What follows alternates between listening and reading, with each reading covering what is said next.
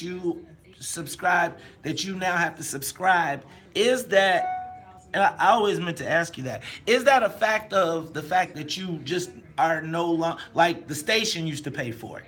So did they have to pay a subscription? No, not the station. I pay for it. No, I'm saying when you were you say I pay for it now, but when you were before, I paid for it then too. okay. Yeah. So that's all I want. So But here's- that was, is that because the a, Wall Street Journal is behind a paywall, and I appreciate the Wall Street Journal. I think it's accurate. The New York Times is behind a paywall. So I said to get that information that I trust, I have to now pay where I used to not pay. but okay. So here's one of the So, things that how did you get the Wall Street Journal free? How did I what? he how didn't, did get, you he get- didn't get it free. He Oh, paid for so- it. but- so- I paid for it. I had to pay for it. But even as a journalist, Yes. Okay. I had to pay for I paid for cranes because I like cranes. got it. So I do the same thing. What I'm trying to get at is so when you say you have to pay for them now, are you suggesting what were you paying for before? 10 years ago, Yeah, that's what I'm trying. 15 years ago, you didn't have to pay. The New York Times was online. You just went there and you got it. Then they went behind the paywall. So now you got to pay to get it. I'm finding after being exposed to social media and all the bullshit that's on there, I gotta say, damn, I can't read this shit. I'm not gonna spend my time reading all this clickbait bullshit and all right these to the people source. ranting on. I'm just gonna go and just get the New York Times and spend my time reading that. Spend my time reading the Washington Post. Spending my time. I don't read the Sun Times because it's been, it's all about the fucking unions. So I ain't reading that shit. taking that all into the equation where you are paying for and getting your news online now, it's been my observation is that when you buy the subscription for the Sun-Times or the Tribune, I'm calling them out locally, the digital end cannot keep up with the paper end. So, there's stories that are in the paper that are not on the website, even when you pay for it, and that gets frustrating. Sometimes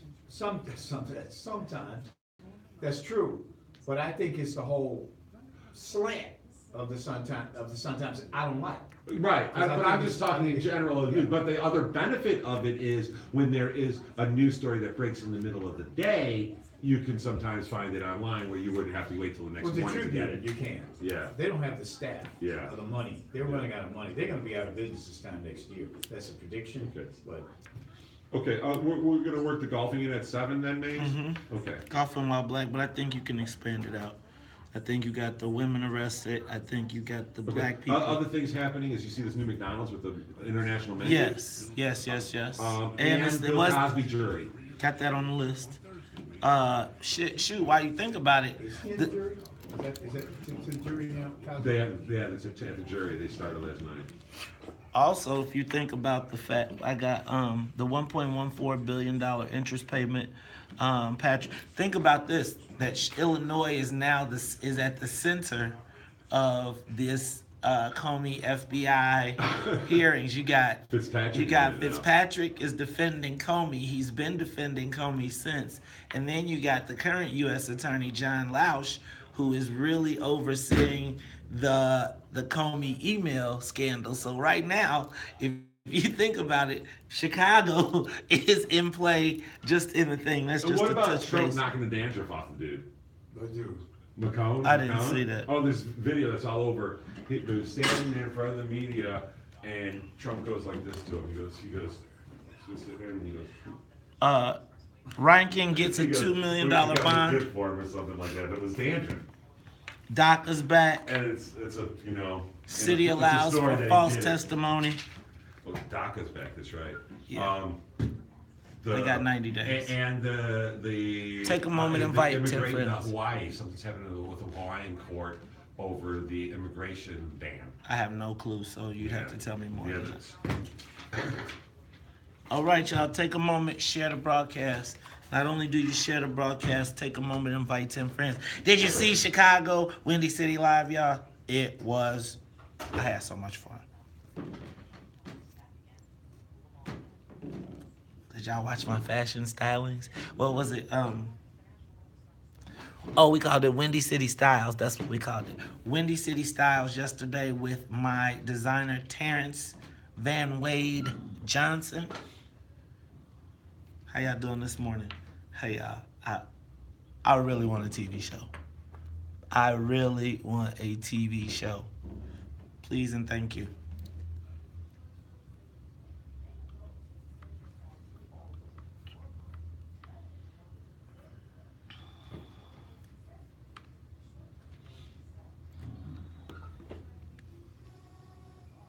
Powering on. Welcome to Alltech Lansing. You're listening to The Morning Show with Maze Jackson on the Talk of Chicago, 1690 WVON. Take a moment, share it. No more backward thinking, time for thinking ahead. The world has changed so very much from what it used to be. There's so much hatred, War and poverty.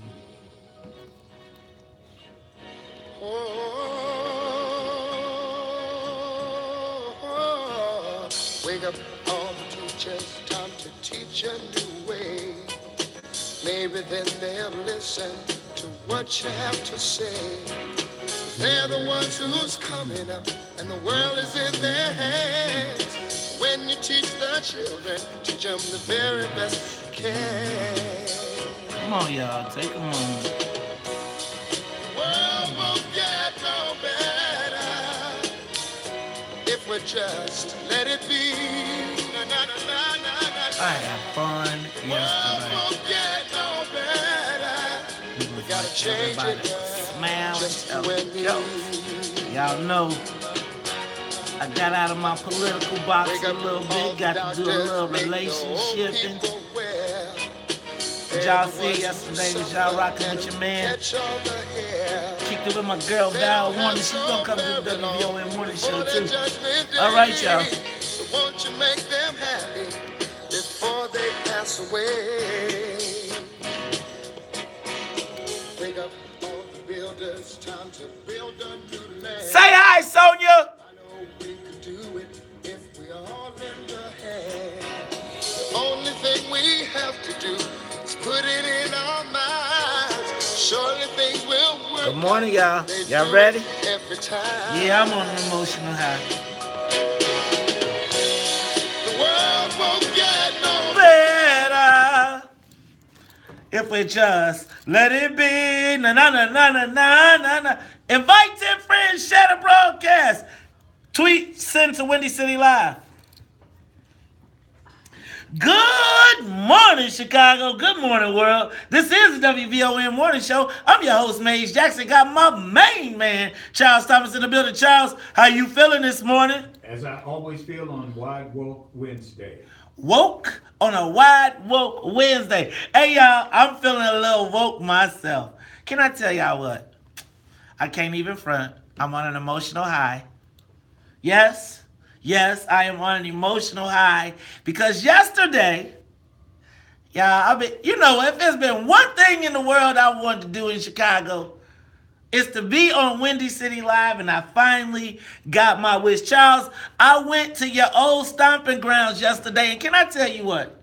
Congratulations. Thank you, my brother. I want to tell you, you have kind of like legendary status down there, man. You know, like when I was over there, people was like, hey man, you're the dude to do the show with Charles Thomas in the morning. I was like, yes, I am honored to do the WVON morning show with Charles Thomas every morning. But y'all, it was a great time. Shout out to Val Warner. Shout out to Erica, Miss Pound Cakes, and to the whole Windy City Live family. It was a wonderful time. Thank you to everybody who sent out the love and appreciation. But yo, we got to get this show on the road. Now, before we're going to get the show on the road, got to say what's up to the WVON Morning Show team. What's up to Annette Flournoy in the newsroom? Annette, how you feeling? Dapper Dan, you know what? I was all excited. Look, and can I tell y'all what? When I was getting ready to go to TV, I was saying to myself when I got out the shower, I cannot put Vaseline on my face. I cannot put Vaseline on my face. And I just couldn't help it. But you know, they put that makeup on and knocked the shine off. Yeah, But they didn't make you look like a milk dud, did they? No, no, That's no. always a concern. You know what? Make a, like, well, no, they did not. You know what? No milk does for me. But I will tell you what, it was awesome to be down there and get the whole like treatment. Charles, you know what, man? I was just thinking, like, that's got to be something every day to go into a situation and the bright lights and the people and just the magic of TV. But you know, when you're in the news end of it and you have to go do your little 30 seconds in front of the camera and 30 seconds at the end, they don't spend the same kind of time that they spent on you when they made you up, got you ready, because it's more of a production. Windy City Live is more of a big time TV situation than the newscast, which is, man, we're running in there and getting it done, and you know, they put a little makeup on you and you're in and out of there in 30 seconds. Oh, wow. So with you, that's more of a production. Windy City Live, and they spend a lot more time doing that. It's a good show. I mean, they spend a lot of time doing it, and it's a real credit to John Idler, who is the president at WLS, for keeping that show going. It's important to me, local. You know what? You know, they had a whole bunch of national guests and people there, but I feel like it's so important to have a local show. And I'm gonna tell you, for me, it was my own personal kind of validation. And I want to thank all the WVON listeners, because that was WVON listeners, quiet as kept y'all. It was WVON listeners in the audience already there that was doing their thing. But look, y'all, we got to get this plane off the ground. So as we get it off the ground, you know we can't do it without the music conductor of the soul plane, Miss Sonia Escobar. Sonia, how you feeling this morning? Thank you so much. You know what? Charles, you know one of the other things that the broadcasters was saying? That they was like, wait a minute, y'all broadcast 3 hours they were like, wait a minute, y'all gotta talk for 3 hours every day? And they were like, how do you do it? Because we're covering the black community, and there's a lot to talk about. It is a lot to talk about, but it makes you appreciate, you know, the time and dedication. They was like, wait, and then y'all get up at 5 o'clock. I was like, 5 o'clock, 5 o'clock. We in the road. We here.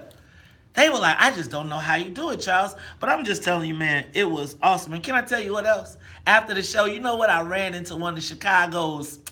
You know, this is another one of those guys you I'm not saying you made famous, but you had him in front of the camera awful lot. Tom Seraphin.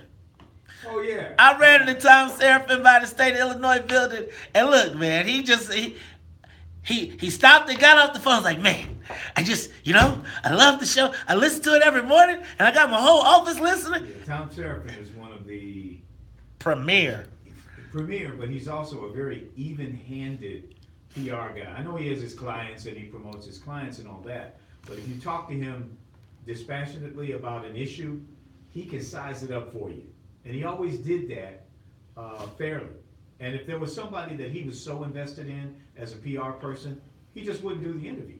I mean, but if there was something he wasn't involved in, that he could give you a real neutral assessment of it, he was the best. Man, well, I am telling you what, Charles, it is truly come to the reality that, as John Cass said the other day when he was here, we are destination radio for the politicos of Chicago. Period, point blank. And he said, you know what everybody keeps saying? They said Ron ain't gonna have a choice but to come talk to us at some point, man. Oh, he'll be here. They said he ain't gonna have a. We haven't called him, or you haven't called the Ron Father lately. We haven't. I noticed that, but maybe there's sort of a cooling off period.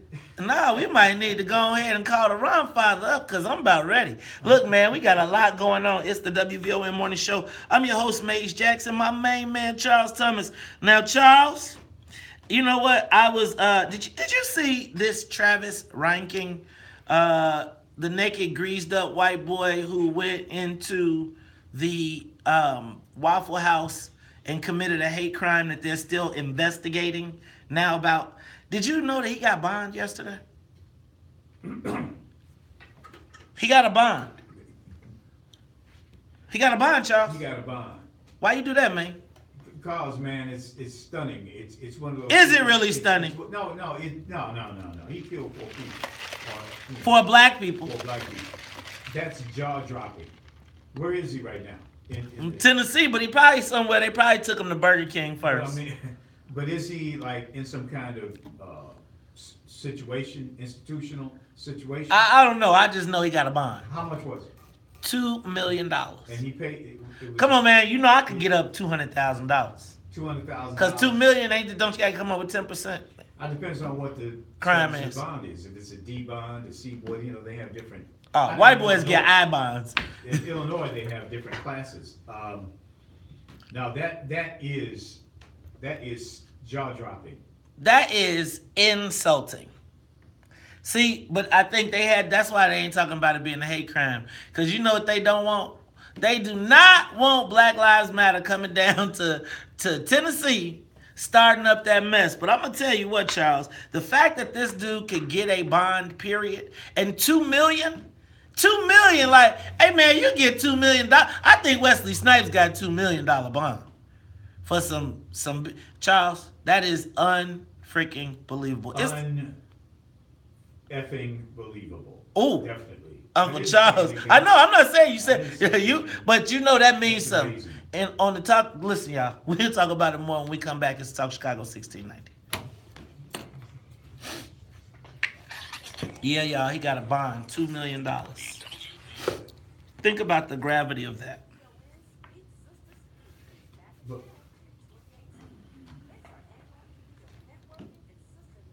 But it says here in the headline that his bond was revoked, and that's what I understood.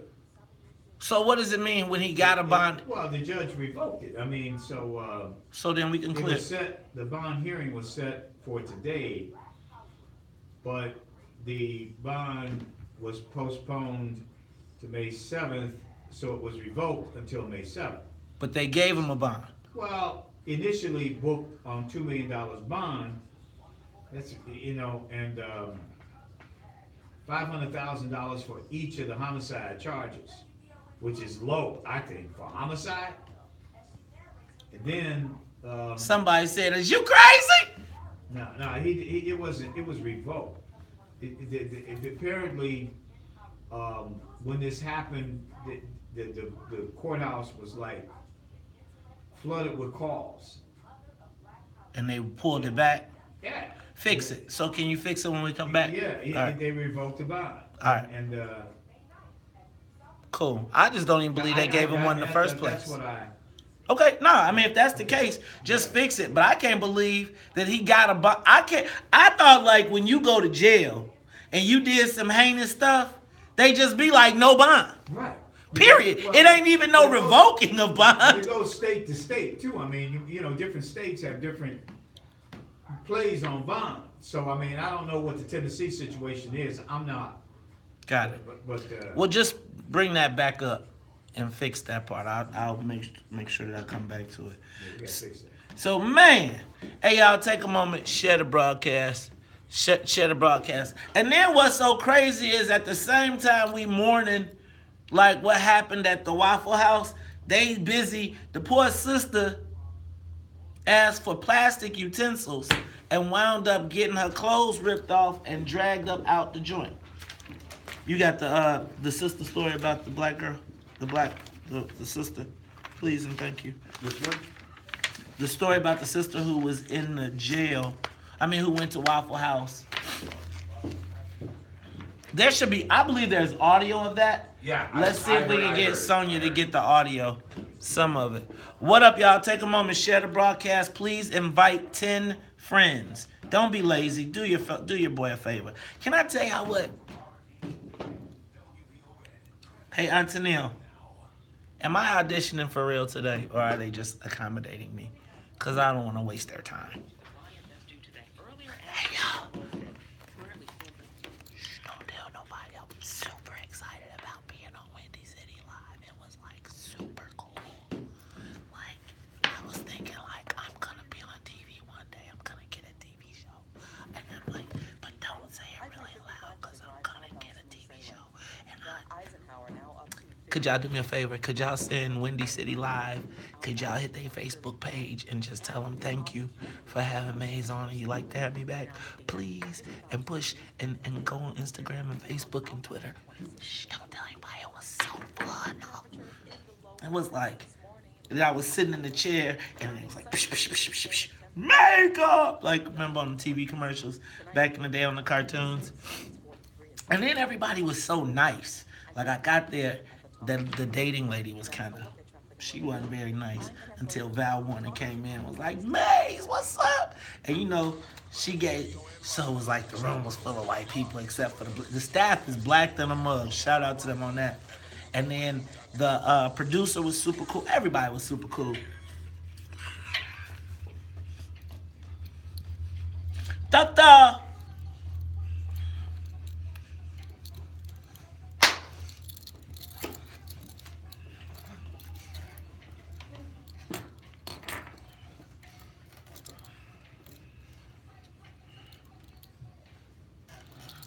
Motherfucker, go. Here comes the intro.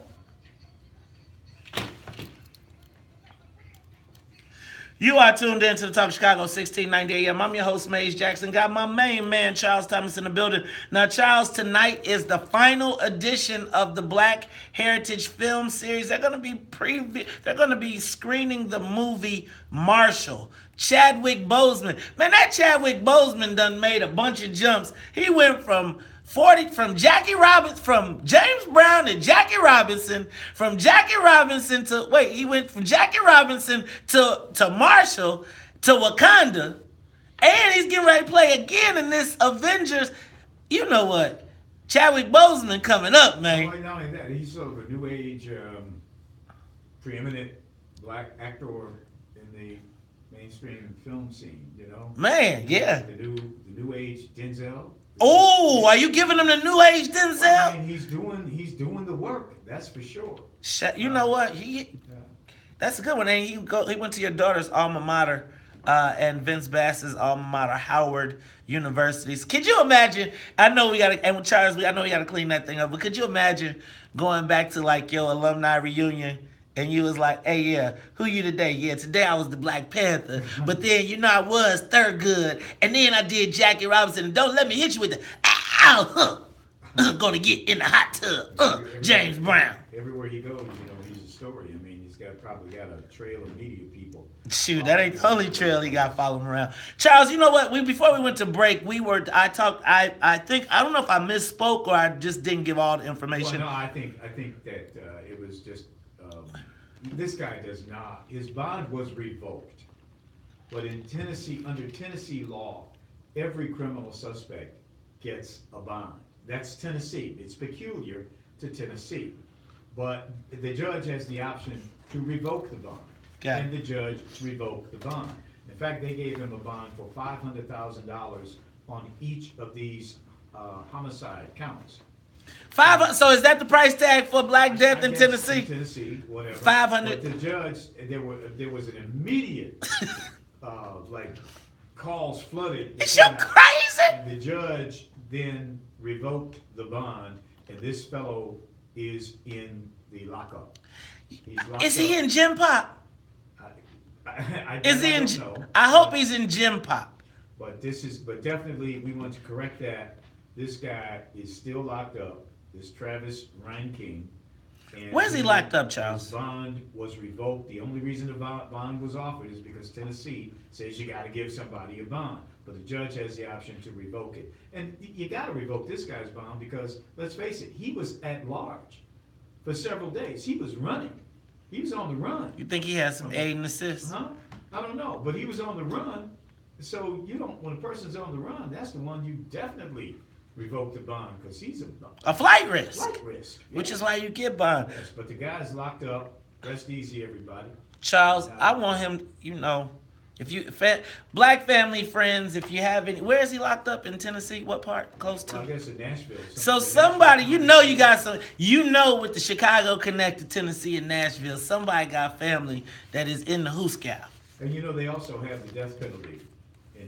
But not for killing black people. Not for white people, black people, but they have it. Okay. He needs a date.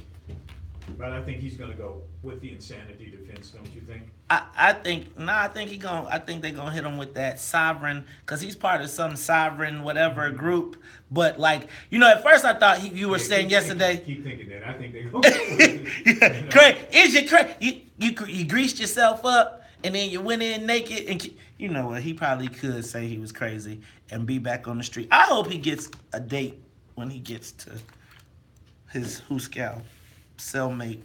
I hope he gets a black date. Hey, Charles, also, speaking of Waffle House, that while there's all this outrage about the killing at Waffle House, and you saw the CEO of Waffle House going and hugging the black man and being like, "You are a hero," etc. Coincidentally, not too far away from that, in Alabama, did you hear the story about the black woman who asked for plastic utensils, and she wound up having the police called on her? Her shirt was off, and she was arrested for asking for the card of the manager, who refused to give her plastic utensils. How the hell was she supposed to eat? Well, how, was the video shot by a customer, or was that surveillance video in the store? Who shot the video? Was it do we know? I'm not exactly sure. I don't know, because I think that, we see her on the floor, and the cops manhandling her, is that the word? And we don't know what led up to the incident. Is she being customer while black, or was there something that preceded the incident? I mean, the actual thing that set this off. Help me out. You saying like? I don't know the whole story. Oh, I know this. I don't know. Well, let me say, I don't know what you could do inside of a Waffle House that would require 2 white police officers to mount. Oh, I do. To mount. I know what you could do. You could walk in there with an AR-15, half naked, and start shooting. I mean. No, but the police didn't mount them. Exactly. Police let them ride on out into the sunset. Took them to go get some Burger King. Brought them in live and everything. Meanwhile, black man got his hands up in the air, shot in the back. Well, you know what, Sonia? But you know what, Charles? It just seems like something is happening, and I don't know if it's the Trump effect or whatever, but it just doesn't seem safe for safe for black people. Because I know we're going to talk a little bit later about what happened on the golf course. But Charles, social media question of the day. Did you see? Monday, the Sun-Times printed a blank front page. Additionally, Neil Steinberg in today's paper wrote a story about the Sun-Times and why we need to pay $7.49 a month for a subscription. At the same time, he launched a couple shots at the Tribune, and it seems to me like a newspaper war is about to break out in Chicago. But I got to thinking about the fact that the Sun-Times wants us to pay $7.49 a month for a subscription. And I was like, you like, man, I'm not paying for that because of the slant. And I'm always like, I used to be suspect about paying for the Tribune because I felt like that was the Republican paper. But now all of this whole media thing is up in the air. And Charles, I was thinking, what happens if we decide not to pay? Where would black people get their news? Well, that's a good question. So let's talk about it. Yeah. When we come back after traffic, news, and the weather, is to Talk Chicago. Live from the WVON newsroom, here's our news now. Okay, y'all do me a favor. Can y'all send a tweet, a Facebook, something, please, to Windy City Live, hashtag WCL. Yeah, we're gonna do. We're gonna do Meek Mill's free. All right, say what's up to everybody. How's everybody doing out there? Shout out to Antonio. What up, Robin Patrice?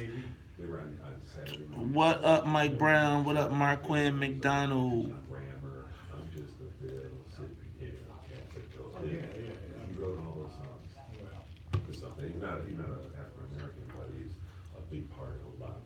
Oh, you should do school. That would be good, and then you should I was do gonna tell him to do Charles's Choice today, something. I think you should just have her mix a couple of those in. Okay. Because people remember those, Heck especially like I'm just a beer. Right. But then you know the one you should really mix in is the one that the Roots did Okay, about I know I'm what you're just a slave. Yep. Right? Because that one was great. Okay. Like even if you It influenced. She could do I'm just a bill and then I'm just a slave.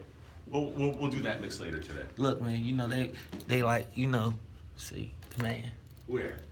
Look, you about to Where? Where's the man? the man.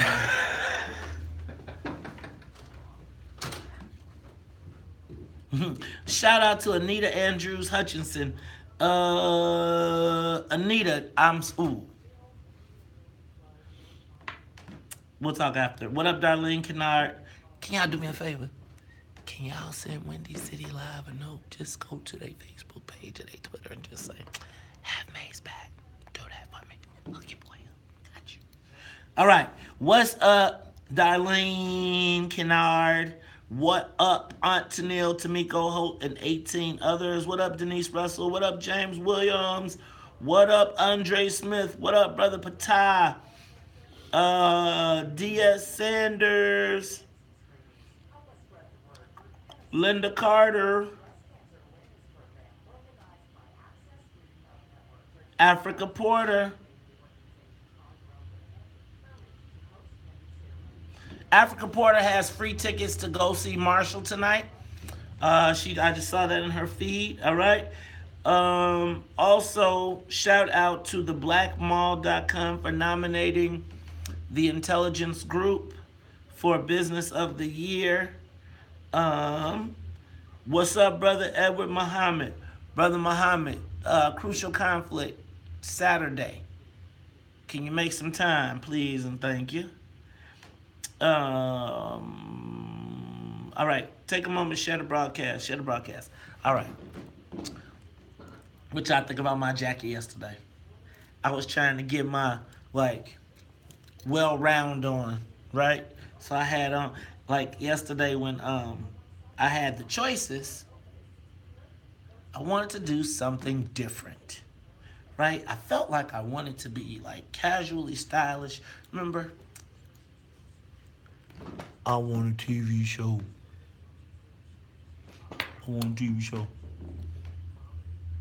I was a little disappointed my pocket square came up too tall and I couldn't see myself. But I had a good time. Hey, y'all, it was a lot of WVON listeners in that audience too. Real talk.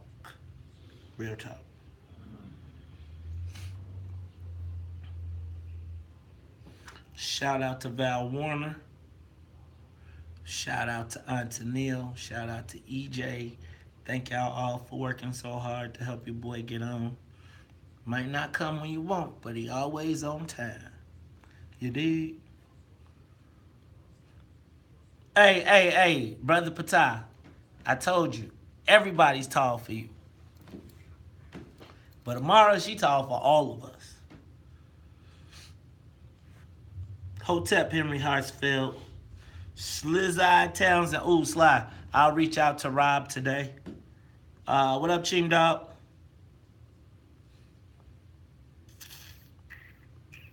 Ching Dog. Handle that bill now. What up, Principal Moore? How are you doing today? Hope everything's well.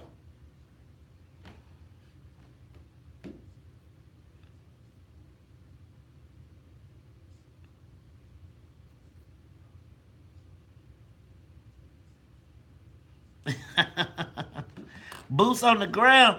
Hey, y'all, shout out to all our principals out there working with our babies in the schools. Can y'all do me a favor? Seriously, I can tell if y'all do this or not. Can y'all take a moment and invite 10 friends? Okay, just invite 5. You can just invite 5 friends. If everybody on here invited 5 friends, that number would be 450. But could you just invite 5? How about if you just invite 2 friends that are not already on the broadcast? Joe Soul, what's up, my man? Sadiq, you late, man. Don't forget, Intergenerational Conversations tomorrow, 7:30. May, Salim and Wakil, you are watching Behind the Scenes. of the WVON morning show. Oh, you got one. If you got one, you can get two. You can get two. You can get four. You can get four. You can get 8. Make it promise to listen. We're going to start having the schools call in. Have the kids in the call in. I'm going to have me a school contest.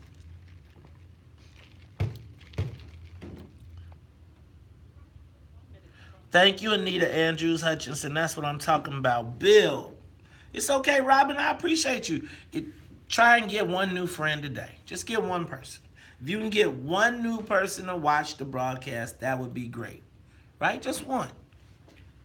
I know 10 is ambitious. Just give me one. Get one new person and you tell me who they are and I give them a shout out. Also, y'all, so I'm going to start doing, I know y'all going to laugh at me, but I'm going to start doing birthday and special celebration videos. So like say your grandmama, somebody listens to the WVON morning show and they would like to have a personalized birthday greeting, I'm gonna do them for $10 and I'll give you a birthday video card, right? So it'll be like, and I'll do the backdrop and be like, hi, hey, happy birthday. You tell me their name and their pronunciation and then I'll make it happen for them, right? And then I send you the video and we'll put it in a frame and right, we're gonna turn that into, you got to do it. Y'all, it was so fun yesterday, the part like that. Everybody was like, smile. It was like, I was well-rounded. I felt like I was able to show the other sides of my personality, right? Because I'm not only politics. I'm not just, I was like, I could be the next Michael Strahan. But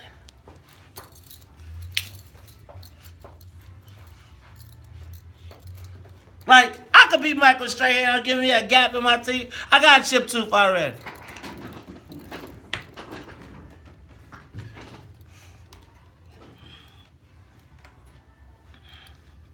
You are tuned into the Top of Chicago, 1690 AM. I'm your host, Maze Jackson. Got my main man, Charles Thomas, in the building. And Charles, I picked up my Sun Times the other day, and it was a blank front page. I see the Sun Times and the Tribune throwing shots at each other, each one of the papers. The Sun Times got bought by the unions, right? Seem like they are now a wholly owned subsidiary of the Democratic Party. I always used to think the Tribune was the Republican paper, and now they all talk about you got to pay. And I was just thinking, Charles, if I don't pay $7.49 a month to read the Sun Times, and if the Tribune, I already paid to get the Tribune. If I decide to stop paying, how would I get my news? But better yet, where would black people get their news? So they're going to pay for it. From who? They're going to pay the Sun Times. Or they could listen to the WVON morning show. Yeah. It's still free. And the TV, the through-the-air television stations, they're still free, I guess, if you don't have cable or you don't get that direct TV thing.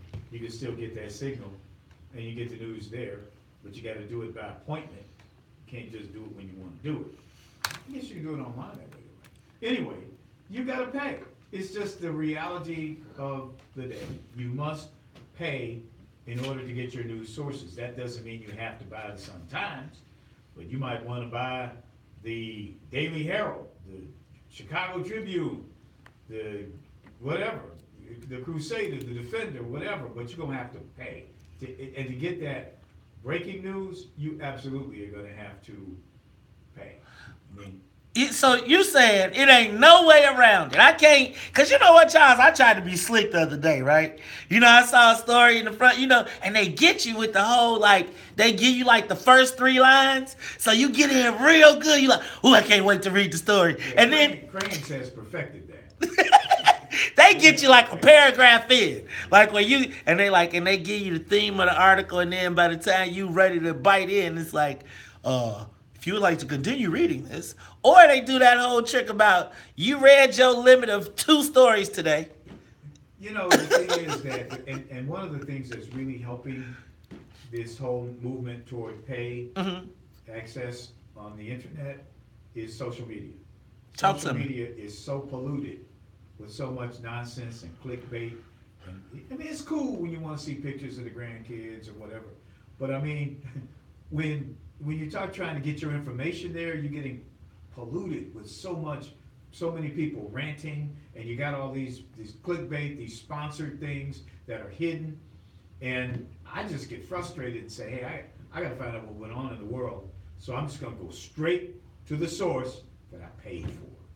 And so that, because, and I kind of have a different perspective, right? Because I usually look at the source. I'm usually sparked to look at a story if I'm not watching the general news. I'm usually sparked to watching a story because I'm looking at what's trending on social media, right? And usually trending stories or trending topics are what the news are usually stories that are cycling through a variety of news sources. So if it's trending, then usually all the news sources have a story on it. And then I have to pick and choose through which people's story I'm going to kind of listen to. But I keep thinking about, man, in Chicago, geez, we would be jammed if we don't pay this $7.49.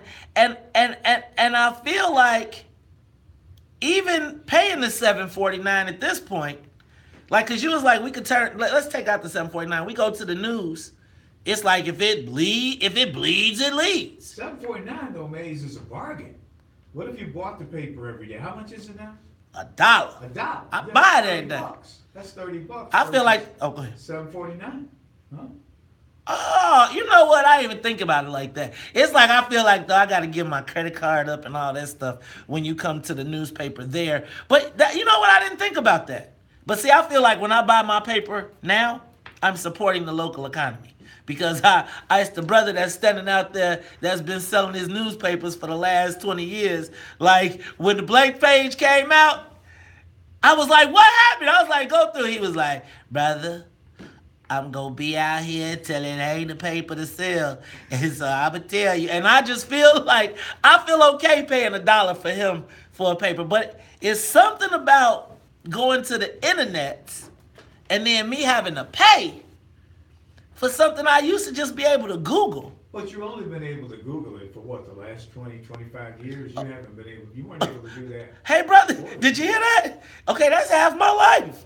That's half my, and quite frankly, that's almost all of my adult life, right? And so when you think about it, Okay. and quite frankly, I was just going through this in the last 11 years. I would tell you that most stories that I found out about came from social, even through the rants. Because a lot of times the rants have been based on people's opinion on something that happened in the news. Now, I'd be like, now this dude is a fool. But where do we go to get our news? If you ain't going to pay the Sun-Times or the Tribune, Charles, would you pay your $1 a month? Or would you pay your $2 a month for the Defender, the Citizen, the Final Call? Like, who talks for us? Debbie, you're on the Talk Chicago 1690. Where do you get your news? Thank you for get my news from the Final Call newspaper. There is digital Final Call. We need to stop acting like we don't have any options. That's my comment. Oh, thank you, Debbie. That's very good. Definitely very good. That's a good comment. But we're not doing the Final Call. But I think the kind of news, the people like. Wondering what happened yesterday. That's what I'm talking about. That hyper-local. That hyper-local news that the Final Call is not doing that. And that's what a lot of people want. But the Final Call certainly is an option. And then, you know what, Charles? You did point out something. There are a lot of individuals, people, I would even put myself in that category, that kind of do what they would call a hybrid. Like I go live from a spot and then interject my own opinion to it. And I wonder, are we going to see a new type of independent I guess I would. I'm sure you probably take umbrage with me calling it journalism, but what is it? What is this new hybrid form of? Because you know what I see a lot of times is people going live from something, and then the news picking it up or using it or crediting it to Facebook because the person who was on the scene live got the story quicker. That not the story, but at least got the scene, the video of what was happening, and as they continue to be at the forefront of that, are people considering them news sources, credible or not? Let's talk about it when we come back. This is Talk Chicago 1690. More of the morning show with Blaze Jackson coming up. All right, y'all. Take a moment. So, like, who do you listen to? So, like, for instance, I would say that there are people on the internet, on YouTube, who get more views than regular local news stations. And so if they have a following that listens to them every single day, and they keep saying it, like, I'm not going to go back to Kanika, but if you think about it, the investigations and the reason that still stayed alive, or took on a life of its own, was all of these people who had large followings. That there were all these people who had large followings who were flooding the information stream with their theories.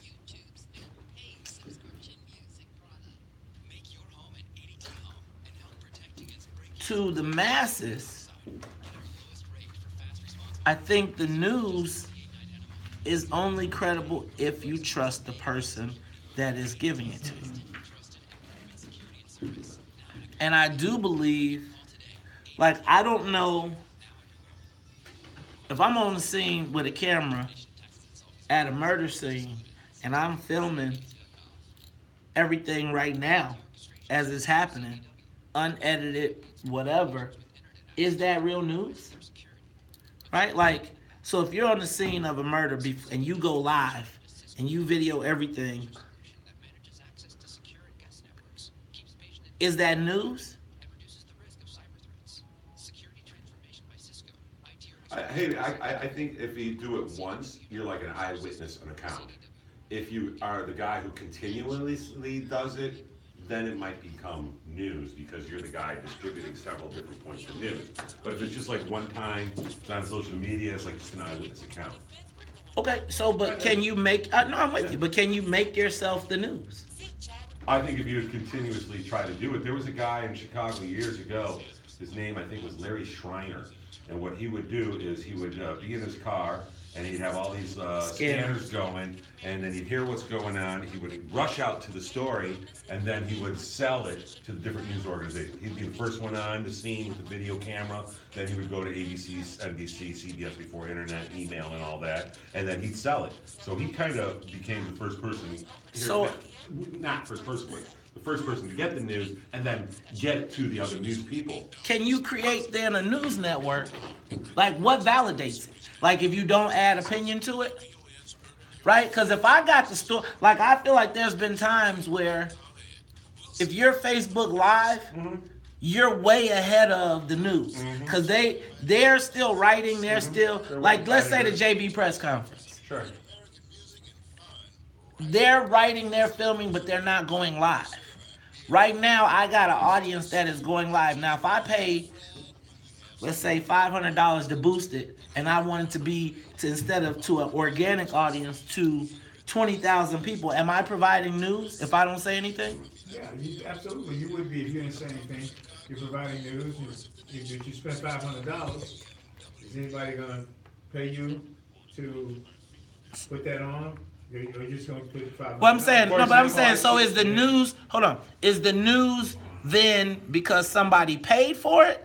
Or is it because, like, because you're saying, I'm not worried about the pay. Is it news if I am live from the event that channel 257 or 9 is going to report on later, but I'm right there and I got live, and let's say I've built an audience of 10,000 viewers that just go live. that pay attention to that. So No what matter if- how I Yeah, monetize it. it would definitely be news because you'd be the first person doing the JB press conference unedited. You're getting it out there, and you definitely would be the news. Let me at that point. let me But add the another news is- element to this now, Charles. Let's say you're at the JB thing and you're a PR company, and then you distribute the news, you being a PR company, and you put it out anywhere, and so. See, this is what I'm getting at. So it's like an electronic press release. If So everybody, you're wait. if everybody knows what it is, it's fine. Hey, just a sidebar on this. He did not write. He wrote every other song but that one. But That's I still fine, want to but do the mix. you got to do that one because and then we'll people like know. have conjunction junction in the background. Conjunction, Okay? junction. What? Take a moment, share the broadcast. Please invite 2 friends. See how that working with 2 friends? So then, so is it news when Don Lemon is doing it on? When Don Lemon is reporting on live with the correspondent from the Ferguson riots, and he's adding his conjecture to it. So he's got the video live, but he's adding his conjecture to it. Is that news? It's commentary. Okay. So, okay.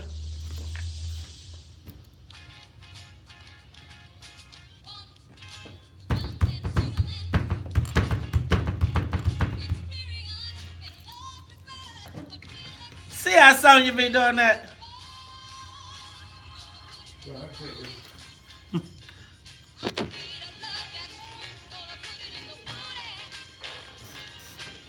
Everybody invite 2 friends. Take a moment.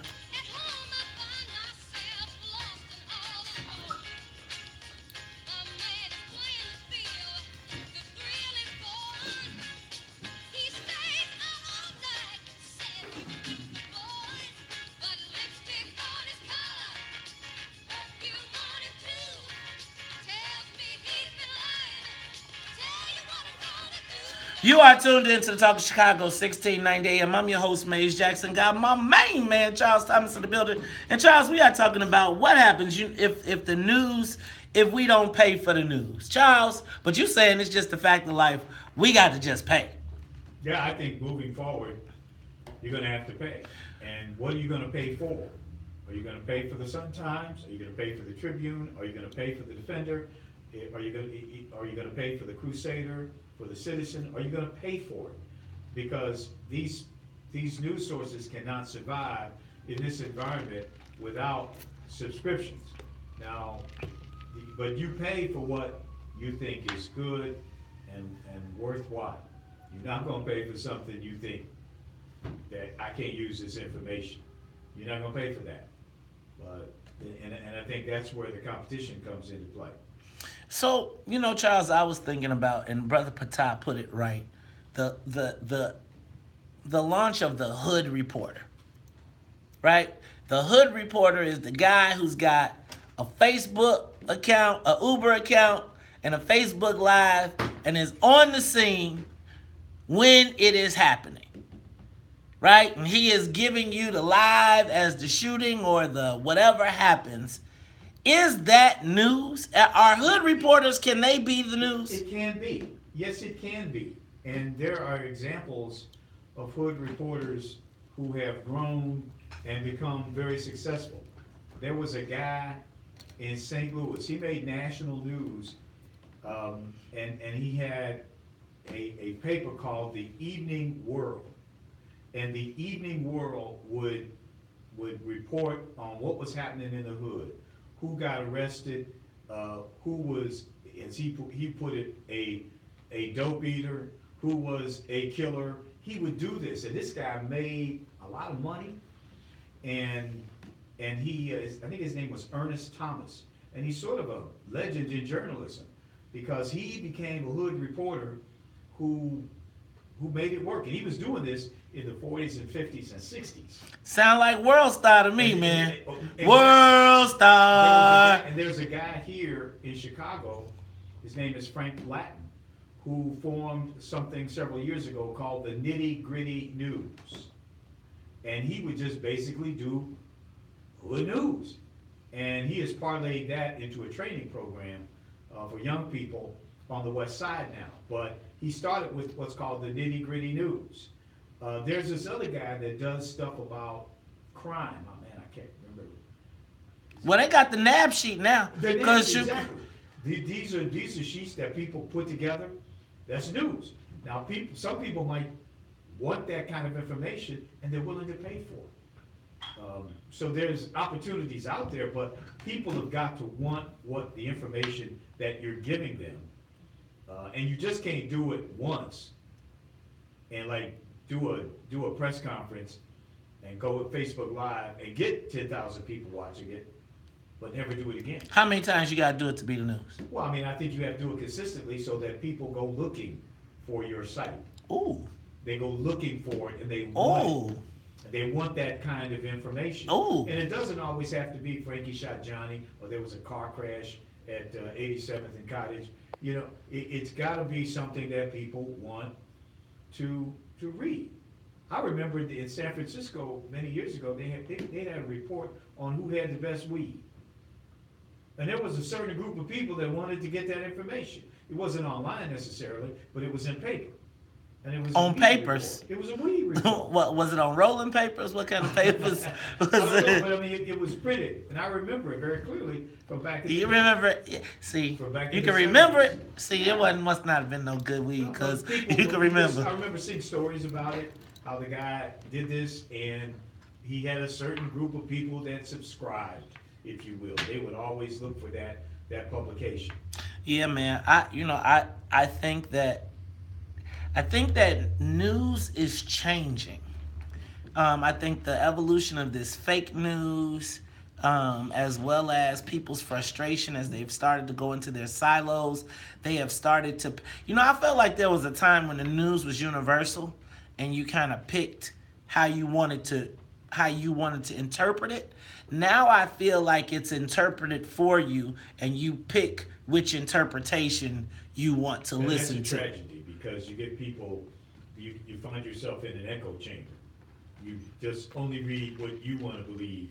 You don't want to read anything else. So that's very, very dangerous, and I think it's one reason that this society is so polarized right now, because people are only reading what they want to read. They only look at Fox News. They only look at MSNBC. You know what? They only look at CNN. And I'm with you on that, bro. I think that also that polarization has led to a lack of conversation because nobody wants to hear different ideas or ideas that they don't want to agree with. Look, it's the Talk Chicago, 1690 AM. Charles, when we come back, man, we're going to talk about golfing while black. Hell, black while black in the United States. We'll be back after traffic and the weather news. The Talk of Chicago and the voice of the nation. 1690 WVON, Irwin. All right, y'all. Who's rocking with us this morning? And cloudy. Temperatures in the low 40s. We're headed toward a sunny 48 degrees. Good morning. I'm Matt Flournoy at the headlines.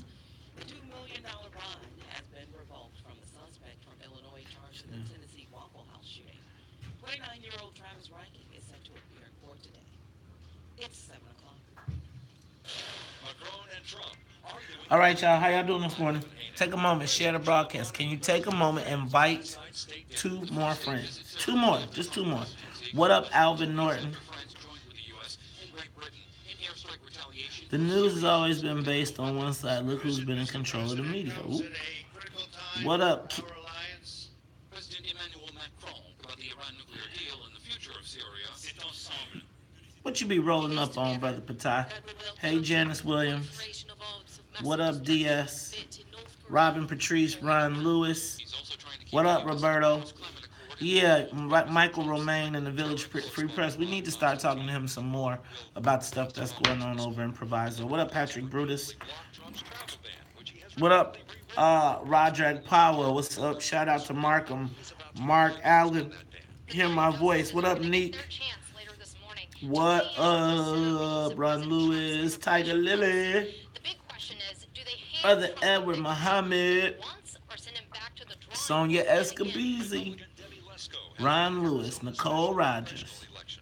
Yes, her musical nodule is the bomb. You invited 12. That ain't enough. I promise you that I am going to continue to work hard for the people in my district and continue to... What up, Dennis Evans? What up, Sly Townsend? Who all invited somebody on the show today that's watching? What's up to everybody on YouTube as well?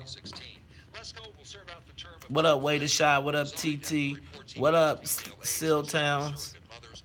Is that Sly Townsend? What up, Leo Hazel? What up, Dennis Evans? What up, Kenneth Clayton? Dang, Kenneth, I've been rocking Vaseline since I was 0. And every time I go, they say, you got such nice skin. What up, Randy Davis? What up, Anthony Robinson? What up, Ronald Lewis? That's all my YouTubers. YouTubers, I need to get to 1,000 subscribers, and then we can actually get it cracking. What up, Christian Pollard? This is the latest version from Golf Digest about the 3 women. Okay. Okay. Latest version from Golf Digest about the 3 women, Charles. And there's another sidebar to this story. There's another golf course there's a golf course there that has been taking tons of calls of hate messages, but it's the wrong golf course. Hate messages from against. Some people are calling the wrong place. But black people's complaining, or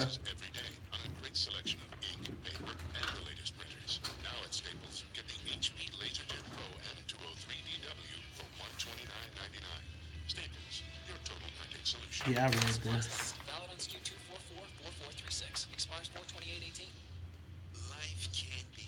This was in Pennsylvania, right?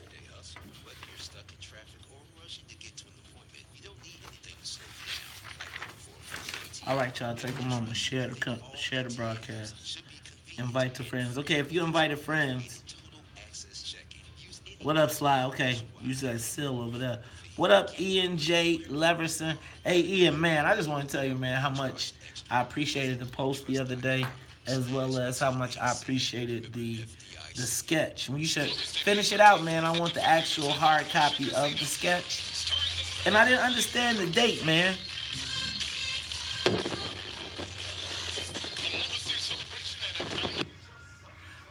So Ian, I didn't understand the date. I thought you had just drawn it, but regardless, I want you to finish it out, or if that's it, give it to me because I'm gonna frame it and put it up. I thought that was super cool and it was very motivational. You see, I made it my profile pic. Shout out to my man Ian J. Leverson. Even though, man, dang, you tried to blast me the other day, but it's all good. It's all love. I know y'all trying to push me to the best. Hey, y'all, could y'all do me a favor one more time? Take a moment, send a shout out to Windy City Live, whether it's a tweet, whether it's a Facebook, whether it's an Instagram, go to their page. Tell them you enjoy having me on the show. Thank you very much. What up? Keith Caldwell. Hey, man.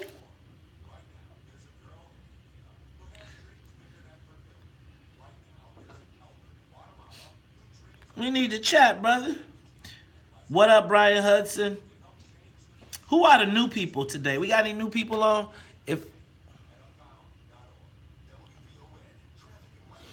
Okay, let me introduce it, and then while I introduce it, we'll go to the audio. Ready? Okay, we're gonna set it up, and then we'll go to it, and then I'll toss to Charles. All right? So I'm gonna come back off the break, do my thing. Hey, y'all. And then it was pretty cool because I got a couple calls. But it's like, oh, Max Clark, what's up, brother? You new? If you are new and you are watching the broadcast, say what's up, and I will make sure we get you a shout out. What's up? Now, Salim, you ain't new. Neither is new people. Say, give me a what's up. We got you. We got you. We got you. Thank you for coming. Max Clark, we appreciate you watching the broadcast. Hopefully you will enjoy it and take a moment and share it with your friends.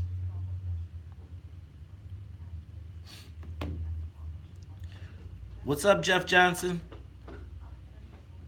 Ain't no Hollywood in me, brother. I'm straight Chi-Town till the world blow up, right? Bolingbrook. What up, Ingrid Farmer? How are you? Welcome.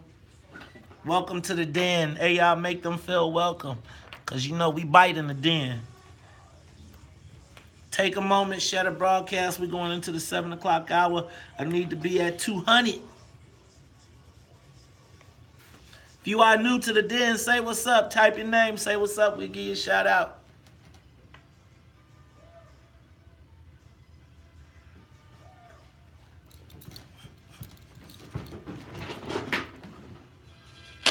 I be riding through my old hood, but I'm in my new whip. Same old attitude, but I'm on that new shit. They say they gon' ride.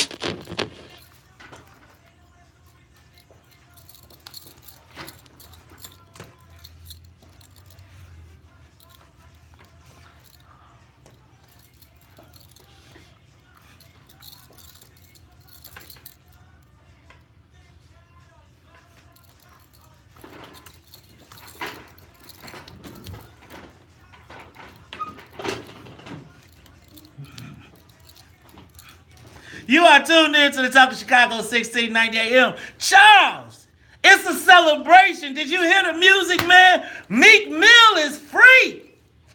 Charles, Meek Mill is out the bing. He is free. He is home. Okay, who is Meek Mill?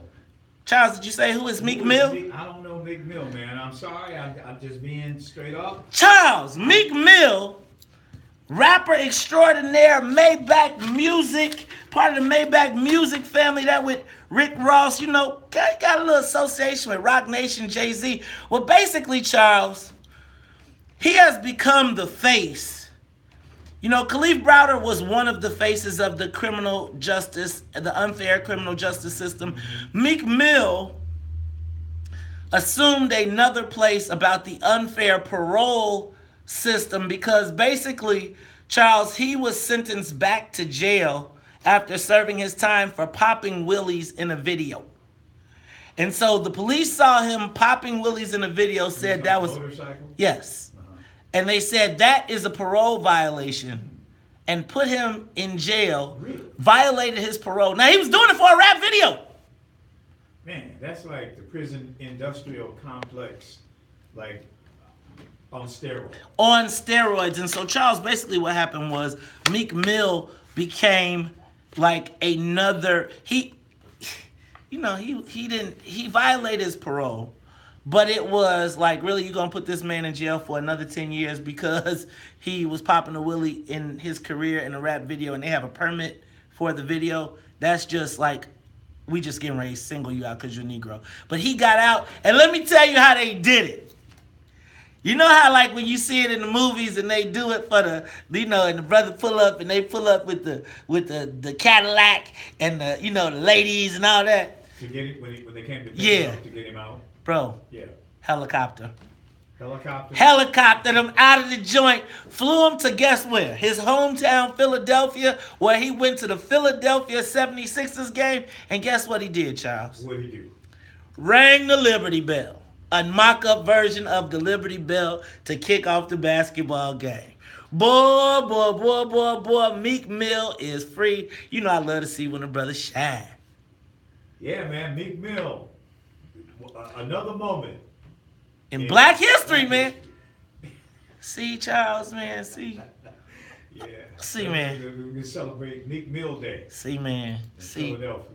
We celebrating. You know what? Hey, you know, they got a pretty good team. Have you watched them play? No. Man, they're the team of the future in the NBA. What? I'm getting on subject. Hey, man. What's up with all... You know what? I ain't going to even go there. I had something for... I was going to say something about old Ben, but then I'd have been bogus. Hey, y'all, I'm just happy to know that there is... What I'm loving to see is that my generation of hip-hop growing up and playing an active role in the criminal justice system and actually taking a part, not just criminal justice, but taking a part in the governmental process and speaking up on issues that impacted us long ago. So I'm excited for that. It was great to see all of the Jay-Z's and all of the hip-hop community that has grown up put their arms around this younger man and try and pull him through. Hey, Charles, but it just seems like it just ain't good to be black in America right now.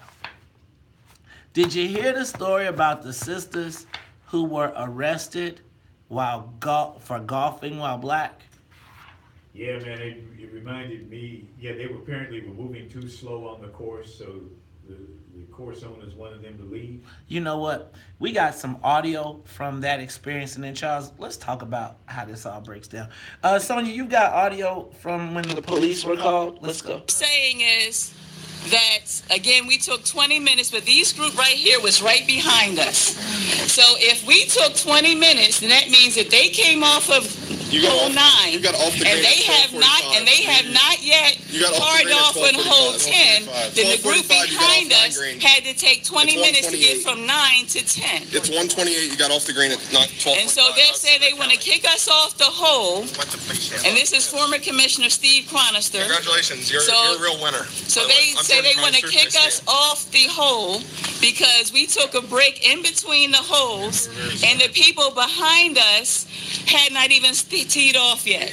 Remove yourself from our premises in the next 5 minutes, please. Because the authorities have been called. All right. Back on. Don't what you want. This is what she does for a living. It's fine. Okay. We asked you 3 times now to remove yourself from the premises. You have yet to remove yourself. And why is it that we took? Why did you say you would remove us from the premises? What was the confrontation? You came to us. We were trying to tee off, and you came. 5 of you men came up to us. And said, "Hey, can you move along quicker, please?" No. We had already. We were just about to tee off. The group took a beer break, and so we were about to tee off, and you just came to us saying we had to leave. All right. Charles? Man, he made me think back. I don't play golf, but I did try once. I went through a whole box of balls.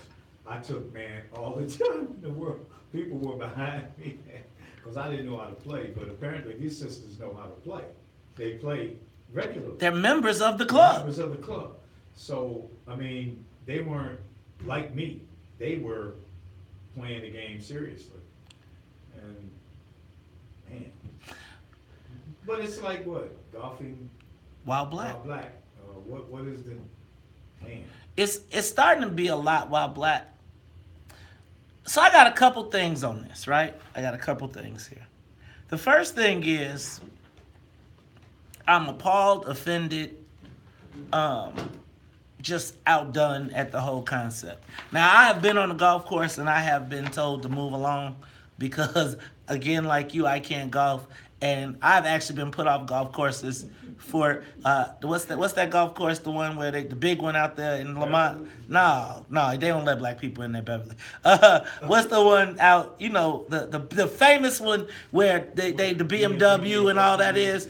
That big one I was, Cog Hill. There it is. I went to Cog Hill and I was, and the big old chunks of what they call divots, but I was taking whole rolls of side up, and they were like, excuse me, and they came out and they were like, excuse me. I was like, and before they could even say nothing, I just put you ain't gotta say nothing to me, right? Because I already know I wasn't supposed to be there. But these women were members of the club, and apparently they knew how. So that's a couple things, Charles, because I'm offended by this, but it also makes me think about the Waffle House incident that just happened where the black woman was in the Waffle House and the police, she asked for some plastic utensils. They tried to charge her 50 cents. She said, I'm supposed to eat. And the next thing she wound up with her shirt off and the police mounted on top of her. You got audio from that? Give me that too. I'll break your arm. That's what I'm about to do. You about to break her arm? Like, what y'all doing? No, man, y'all got her computers out and everything. What's going on? No, I'm understanding. What's going on? Y'all ain't even talking about why she being on the road. Y'all not even telling me what I'm doing. Like, what are you talking to me? That's not over. Take it down over. What am I doing wrong? What did I do wrong? Y'all haven't told me anything that I did wrong. Y'all haven't told me anything that I did wrong. Y'all got her hand behind her back. I don't have it. No, y'all fix it. Y'all. So we got driving while black. We got golfing while black. We got eating while black. Starbucks had an incident. So we got drinking coffee while black. Waiting while black. Waiting while black. Charles, what do we do, man? What's up? Well, I mean, there's a conversation underway. I think that's good, right? I mean, what are we calling our new campaign here at WVON? Todd, help me out. No, we were talking about your experiences. What happened to you? I mean, everybody has an experience of being While black. while black. Existing while black. Yeah, existing while black. What's your story? That's what we're calling it. What's your story? And you can go online to the WVON webpage, and you can actually put your story there. What's your story? But everybody has one. Whether it happens, I think the difference here is video. We're seeing and hearing these experiences now firsthand. You know what, Charles? I think that's a great way to deal with this topic. Because, I was going to take it in a certain direction, but let's go with that. What is your story? WVON listeners, do you have a story? Because here these ladies were golfing while black. But, when we come back, we're going to ask what your story is. But I also want to add just a little bit of a spin to this. We'll talk about it when we come back. It's the Talk of Chicago. So, there's a lot of stuff that happens while black, but there's also a lot of stuff that happens while black because we busy trying to be white. Does that make sense?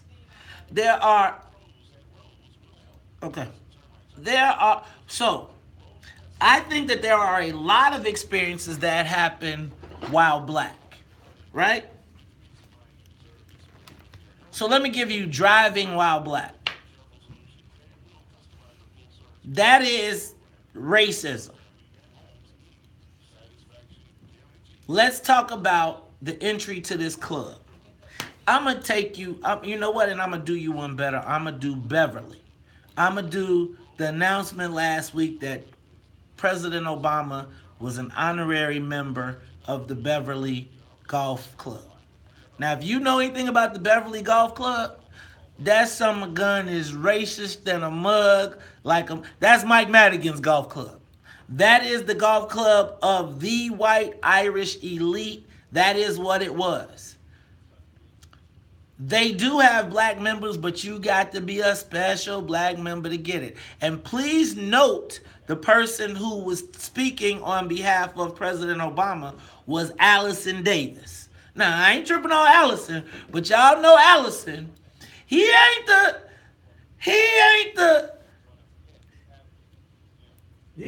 bluest Negro you've ever seen, right? I'm not going to even go because, but I'm going to tell you. There's a desire for a certain class of black people to achieve what they deem as success in a white world. So it's why they brag about being a part of a club that black people can't get in, right? Part of what black people enjoy is, across the board, is telling people no, right? White folks be like, their job is to tell people yes. White folks like to say no. So how many of these incidents while black occur because you went to the white golf club thinking you the special Negro? You ain't like the rest of the Negroes. I have been accepted by white folks, and guess what they found out? Still OJ.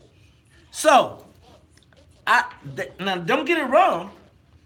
They have the right to be there but just because you can and you force your way in, the Jewish people decided that, you know what, y'all ain't gonna let us in. We gonna have our own stuff.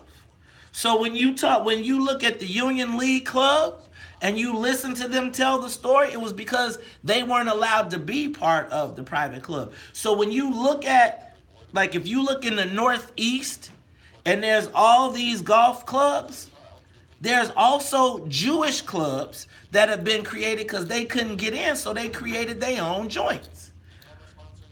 It seems to me that we tend to look externally to deal with these situations instead of saying, here is an opportunity. So now, what should happen is, because I'm going to tell you, all the black people that's the elites, they golf.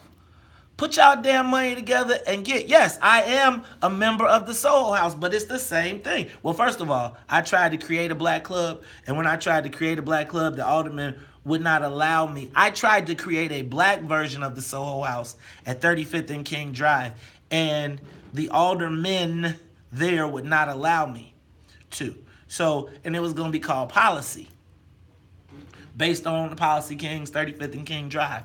So I actually have tried to create a black Soho House, and quite frankly, the only people that will allow it, the only person that will allow a black private club right now is Alderman Burnett. I know y'all be laughing. But now, mark my words, because Pat Dowell's probably watching right now, so they're going to allow someone else to have it. But the whole concept of Soho was something that we tried to build on 35th and King Drive. It's called Policy. So when you say, what did you do? It's like you got to think about, we can't have Mays Jackson having no liquor license on the corner, but you know if you don't give black folks a liquor license, you can't compete with everybody else, and then they open up and give all the white people the liquor licenses. I'm telling you, well thought out plans. A place where black thought could occur. Painted it, did the whole thing. Went there, Alderman Sophia King said, no, I can't be there. Don't try it. I mean, real talk.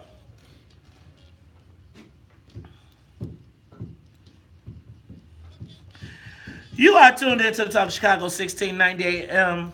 Charles, what's your story?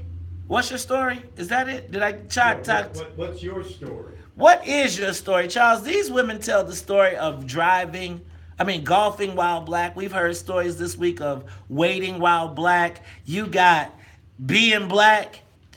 And I was just thinking before we get into this, and so we want the WVON listeners to give us your experiences of racism and let's make them local here in Chicago so that they can be relevant, because you know they listening, so let's tell those stories. But Charles, I was thinking that some of these incidents of while black occur because it's while black trying to be white. And I don't know if it's trying to be white, but it oftentimes seems like some of these things occur when people are trying to break the color barrier or are proud that they've broken it. When you're going to places where you're not wanted. Right. They don't want you in there anyway. So you have to ask the question, why are black people spending their money in places, giving it to people who don't want to serve it? When I go to a restaurant, man, I always look for the black waiters. I ask for them. I say I want to sit in his session. You look for the black people who are going to help you. But I've gone into places and got that vibe immediately. They don't want me there. Right. And sometimes I stay, sometimes I leave. But that we have to start thinking about it, take a whole new consciousness. Yeah. And that's not to in any way say that there should be statutory segregation. I agree with you. But again, it's like, do we look at these as opportunities to create our own instead of being like, you won't treat us right, we shall overcome? You know what? Best way to do it is hit them in the pocketbook. Let's go to the phone lines because I want to know your story. What experience did you have while black? Let's talk to Ruthie. You're on the Talk of Chicago. Good morning, ladies. How are you doing this morning? I'm great, Ruthie. How about you? All right. Look, I was with a tour group, and I went to Milwaukee to Potawatomi Bingo. And there was a situation that occurred, and I had to leave the table. They asked me to leave the table. This lady came, and she took over my spot. I had to leave the table. And they told me that I could go down and play the slots, but I could not be in the part where the rest of my group was playing bingo. Charles, don't get me started this morning. Carolyn, you're on the Talk of Chicago 1690. Carolyn. Oh, hi. How you doing? I'm all right. Tell us your story. Good. Yes, my story was that on August 8th, 2017, I was arrested on a fake charge, and I was put in jail. I didn't get out of jail until about 10 o'clock that night. They arrested me at 4:30, and I didn't get out until about 10 o'clock. Where? What happened? What happened? My friends came. I went through the same process as a criminal. I had to see a lawyer. They locked the door behind me. Where? What happened? Pardon me? What happened? I was boycotting a store. You were boycotting a store and you got locked up. How did you get locked up? What happened? Well, one of the employees came out there. I was a block away, and I saw the police coming, just sitting in my car, and I got out the car, and then this employee came with the police saying that I assaulted him, which I didn't, and the police just arrested me. Curtis, you're on the top of Chicago. Tell us your Maze, story. what's going on, Maze? What's up, man? I'm waiting on y'all to go national, bro. We are too. But check it out, man. I've been stopped like 4 times by the police within 2 months. You ask the average white person when the last time they got stopped, they'll say, "Why would I get stopped?" You know what I'm saying? Man, I don't say nothing. So what did you get stopped for? In another experience, I was at Buffalo Wild Wings. Me and my cousin were just sitting there waiting on a server. They never came to our table, but as soon as some white people came in, they seated them immediately. You know what? That happens to me all the time, and I'm always scared. You know what, Charles? Can I tell you something? I've gotten to the point. I feel like there are so many wild black experiences that I have that I'm almost scared to mention them, and not scared, but I don't because I feel like I'm always complaining about something. But I feel like that unconscious bias that we've heard so much about really exists. But I'm wondering, like, can we use these to create opportunities? Right? We keep saying, like, can we open up? Remember McDonald's? Remember in Coming to America? And it was McDonald's and McDowell's? Mm-hmm. Can we have, like, Snaffle House or something? Or Waffle House? I don't know. But can we start these places where we are no longer welcome? Can we, you know what, this sounds like a broken record because somebody said, let's hit them in the pocketbook. But I think the hit them in the pocketbook has always been, let's stand outside and have a boycott and then they're going to make them pay and they're going to have sensitivity training. How about we make them give us some Starbucks? How about we create some stuff? Yeah, you know, I gotta, you know, because I had some degree of celebrity in Chicago. Yes. I never really had a problem. They were more than willing to let me come in and sit near. In fact, I always have a problem. I don't want to sit in the front of the house. I don't want to be a spectacle. But when I go out of town and nobody knows that I was on television in Chicago, man. Still OJ? Oh, you better believe it. Absolutely still OJ. I mean, and then I've had actually a reverse situation happen. Well, this is an OJ situation, but I remember going into a museum for an event. It was an event, and it was in the winter, and people had on coats. Man, I had a white woman come up and give me her coat. Man, that happened to me all the time, bro. Man. Look. See, Charles, you talking about part-time. Charles, you talking about part-time. People had me their keys. Oh, dog. Man, you know, I'm gonna park their car. Hey, man, I go literally out of town now. Don't let me wear an orange sweatshirt in Home Depot. Let me tell you. They be like, hey, I'll be like, could you stop following me, white people? Charles, but I'm going to tell you what I do. You know, and I go in, like, you know what I started doing? I started going in mistaking white people for the help. I'd be like, hey, you, could you help me? And they'd be like, well, They did that. They did that. A guy put his luggage in front of Willie Wilson. They put his luggage in front of Willie Wilson. I would have opened all this stuff up and turned it outside. Look, this is Talk Chicago 1690. We'll come back. Alderman Irvin, what's up with the new anti-loitering ordinance? We'll talk about it when we come back. This news report is brought to you by Compassion International. You can't change the whole Man, world. let me tell you. You can be a part I'm of gonna tell y'all how I in do the these world white for folks. a child living in poverty. I do it so they be so outdone too. I be like, excuse me, like I'll walk straight up to them, and you know they be looking, and I make sure I get the one that looks like he think he's important. I be like, excuse me. Could you tell me where the, and they be looking like, did you really, I mean, do I look like I'm, yeah, man. I be like, I'm OJ every day. They be like, you know what? I pull up in my car and they think I'm the valet. Right? Look, the white folks, let me tell you, I'll pull up in my car and the white folks will be like, they be waiting for me. They all be looking like, whose keys? Whose keys? Whose keys? And my favorite, so I ain't gonna even lie. Part of the reason now that I'm at Soho, beyond the fact that I tried to open up my own, that the alderman, Sophia King and Alderman Dow were adamantly against me having, because they don't think black folks can have a drink in their neighborhood. We gotta go spend money with white folks. But oh, my fault, then you get a, let me stop. Anyway, I'm here to tell you, I go places, and the white folks, so at the Soho, it's like the epitome of like all the white folks. I be like, what the hell are y'all doing at 11 o'clock? Work just started and y'all sitting up at the pool.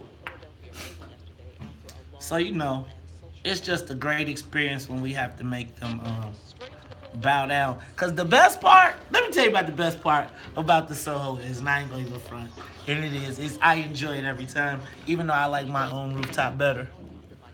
So, like, on the lower levels, everybody can come. So, on the first floor, everybody can come, and then you could go to Alice, or you could go to the Chicken Shack. And but it's like, it's one of those places that is kind of pretentious for white folks, and so it's like a big deal. Like, you say you at the Soho House, they go, Soho, ooh, right? So, the best part is all the people that's faking, that be downstairs, but they be, and then they watch the door to see who goes upstairs and who actually has a membership. And I love that the white folks gotta be like, sorry y'all. So, it's like I like busting up the stereotypes. Now, again, policy. That was the name of the joint. I was gonna have a private club.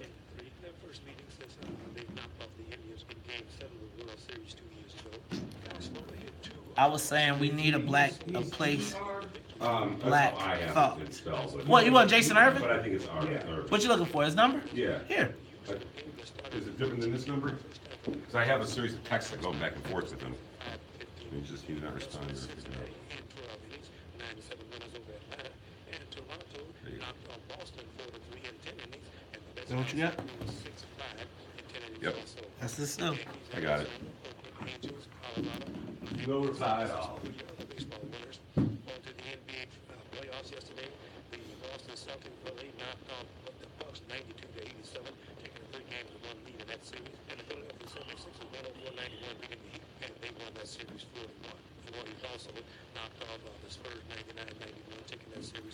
I've been to Where's the, give me the ordinance. Let me just see. I've been to Cog Hill about 5 times in my life, right?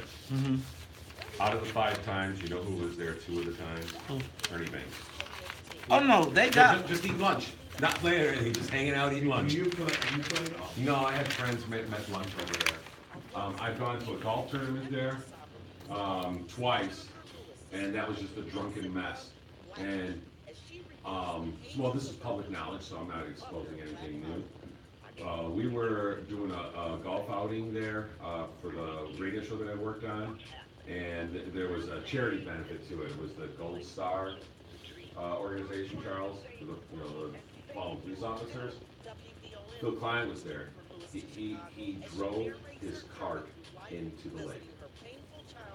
He was pissed? He was drunk. Yeah, he was pissed. Oh, he was drunk? Yeah, he was pissed. Not the American version of pissed, the English version of pissed. It was like, hold my beer and watch this type of a thing. So yeah, we actually talked about that on the radio show, so it's no big secret. Pretty funny though.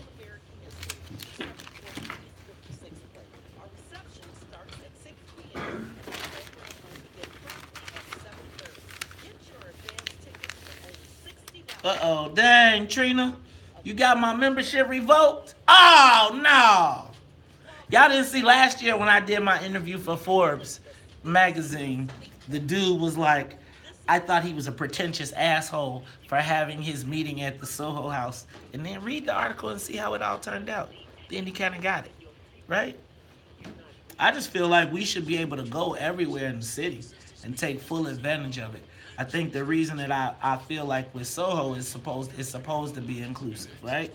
And it really caters to my creative side, not my pro-black side, but the part that when I need to be creative, when I want to talk about new ideas, and when you want to meet developers, when you want to talk about ideas that get outside of the realm of just our black issues, Soho is a great place to meet, convene, and share. It's a different way of thinking and a different way of operating.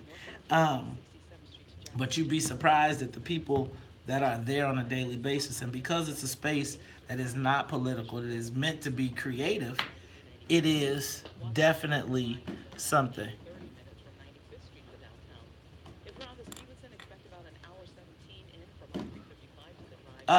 Trina, you can get a membership at the local or you can buy international. International allows you to go to all the houses around the world. The local allows you to go to the Chicago house, and they have a reciprocal agreement with the Toronto house. The chicken restaurant is great.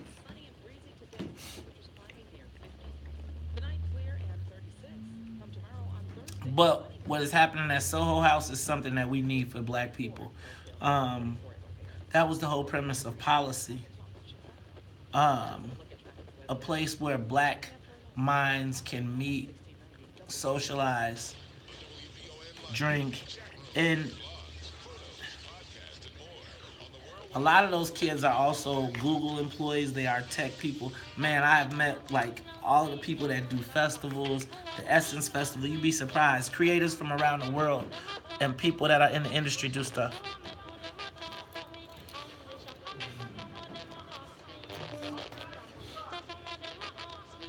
It's not $5,000 a year.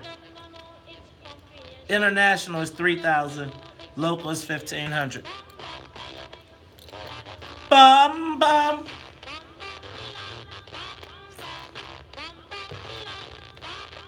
Yes, actually, it serves as the office for a lot of people. But what the bum bum bum?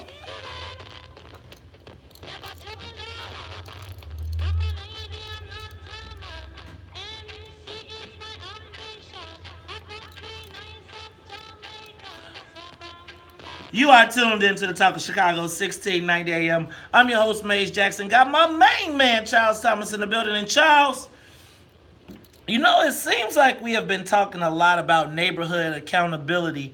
And I don't know if you've seen this new ordinance that Alderman Jason Irvin in the 28th Ward is proposing, an anti-loitering law. Yeah, aimed at prostitutes. Prostitutes and gang, I thought it's like prostitutes and gang members as well. Now, Charles, this is one of those ultimate conundrums. Yeah, absolutely. And you know why? Because it goes back to what we were just talking about. Profiling. What's your story? Somebody, if a woman is alone at night, standing on the street, who decides if she's a prostitute or not? Well, if she turns around and her butt cheeks are out, then I think that can kind of put you in a... Well, for sure, but what butt cheeks out, how much? Yeah, I guess you could say that. I mean, it's like somebody has to make a decision based on how a person looks. So... A visual of it. Even a young man. Might have his pants down, riding real low. Robin white Patrice. T-shirt on or whatever. Robin Patrice. Chains, but he's got to be a gangbanger. I mean. Nah, he can be hip hop. Exactly. So I mean, who's making these decisions? And are white cops who work in the 28th Ward, are they going to be making decisions? I mean, you're going to how do these white cops who may have grown up in Beverly or in Mount Greenwood gonna start making decisions about how black people look when they stand or quote unquote loiter in the 28th ward? This is a slippery slope. This is a slippery slope, but then you got to look at the people who are living in these communities who, again, some feel like they are hostages in their own communities. So you said, I was reading a story in one of the residents. So for those of you that don't know, yesterday there was a city council committee hearing on, was it public safety? So the public safety committee had a hearing, and Alderman Jason Irvin is proposing this ordinance. He bust in quite a few residents who were in support of the ordinance, black people, in support of an anti-loitering ordinance because, well, quite frankly, Charles, they are the people that are having the loiterers in their neighborhood. And oftentimes the loitering is not, just innocent loitering. There are some of these people in some of these places they've described are open air drug markets as well as prostitution markets. And so what do you do? Because let me tell you, the people are going to blame the alderman for those people standing on their street corners.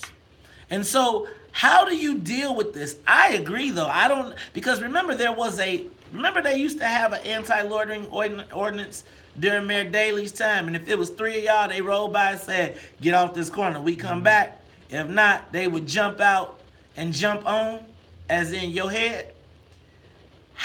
What do you tell a person, Charles, that's living through the open air drug market? But don't police have a way to deal with that? Yes. Other than just arresting everybody. I'm talking about going there undercover and finding out who's selling the drugs and using the pictures and the cameras and whatnot. Man, you've been watching The Wire. Yeah. You've been watching The Wire, man. This Chicago, yeah, because they shoot from across the street nowadays, right? Like, their answer is usually to be shooting across the street. Charles, what do you tell those people? What do you tell Granny now? Because you know, we was talking about these self-police in our neighborhoods. And is it a symptom of, again, us trying to get somebody else to do the job or the work that we need to do in our own communities? Yeah, because a lot of people standing out front are people who live in the community. I mean, they're people who live there. I mean, if you know Pookie, if you know, the young lady who's standing there and that's somebody's daughter, then what do you do? I mean, do you tell the police to come pick them up? I mean, that's a dilemma too that a lot of people face in these neighborhoods. Man, so are we scared of our kids? See, I'm between a rock and a hard place. See, I'm in one of those transitional neighborhoods, right? Where, I want to see brothers get jobs and opportunities. But, every once in a while I got that. And you be like, ooh, okay. Then, it's all good. Then you hear, or you hear a bat. And then you say, that is not a Klansman, right? And I don't know how you deal with this juxtaposition because, Charles, it ain't like the old days when you could just walk up to the shorty and say, man, get your butt off this corner. No, you can't do that. You remember? Get your butt off this corner. Right, and then so yesterday I was talking about, that's why I was saying maybe we should establish gun clubs. But then Brother Salim said, man, you start that stuff and you wind up having vigilante actions that could last for years and years and years and years. But then, yeah, I'm telling you, the second that something happened, then it's going to be another Laquan McDonald or a Rakia Boyd or a Antonio LaGreer, Betty Jones situation. And so, WVON listeners, what do you think about this ordinance? Should we go back to anti-loitering to clean up our neighborhoods? Do we need to do it ourselves? Are we relying on the police again? Are we relying on external forces to fix internal problems? Let's talk about it when we come back after traffic and the weather. Hey, I'm trying to get Alderman Irvin. If somebody is out there listening, Alderman Irvin, could you call in and provide us a little perspective on what would make you, what your thought process is in doing this? Because it seems like a constitutional issue for black folks. Because, boy, Charles, could you see them saying they gonna have, they could take that law downtown? And then what happens, right? I think they already have it, and it's happening. Ooh, we'll talk about it all when we come back. It's the Talk Chicago 1690. Was it Giuliani 15 years ago, started busting people for hopping gates at the mass transit, etc., started getting them into the system, and then the crime rate went down tremendously, but the prison population went up tremendously, and wasn't that credited with cleaning up New York's crime problem? Well, that broken windows. Yeah, but ain't that how we got old boy too? Ain't that same process how we got Khalif Brown? Lock him up, throw away the key, put him on Rikers Island, and nobody remembers him. That's what happens. You just start popping people for bullshit, and eventually you're getting people that are guilty for other stuff off the street. You know what I mean? That's what Giuliani was basically doing in New York. Speaking of New York and guns and crime, did you see for the past 2 months in Great Britain there have been more murders by knife than there have been by gun in New York? Actually, there's more murders in Great Britain with the same population of New York proper, Mays, by knife and other attack than there has been in New York with guns. There's something to talk about the gun control people. People are going to kill no matter what. In a country that doesn't even have guns. Old boy just took a truck. Right, got 10.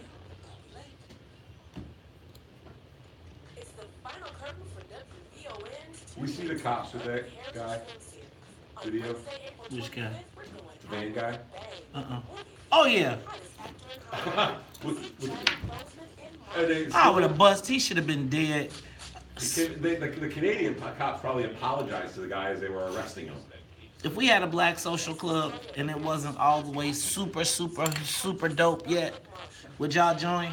Like if we had a place where we could convene and talk and eat and drink and be merry and socialize? Yeah, I'm telling y'all, my concept for I had a black Soho house all ready to go, had the space, had the location. We were in the process of doing it, and the aldermen were like, black people can't. Mays Jackson can't. They stole your idea.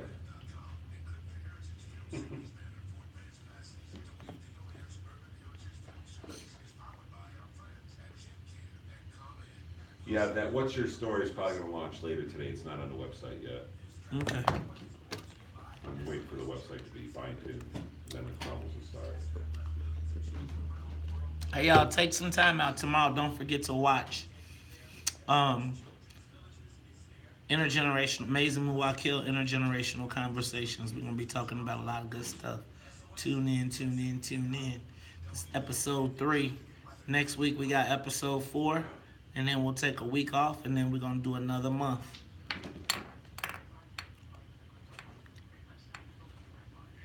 Steak and egger is good, boy. What you know about steak and egger, Dennis?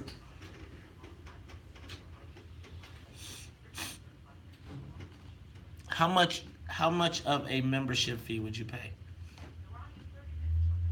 And what amenities would it need to have for you?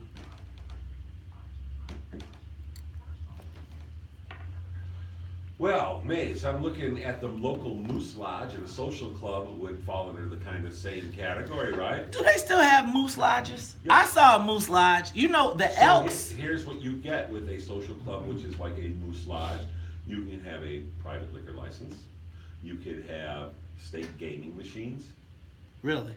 Yep, because the Moose Lodge has that.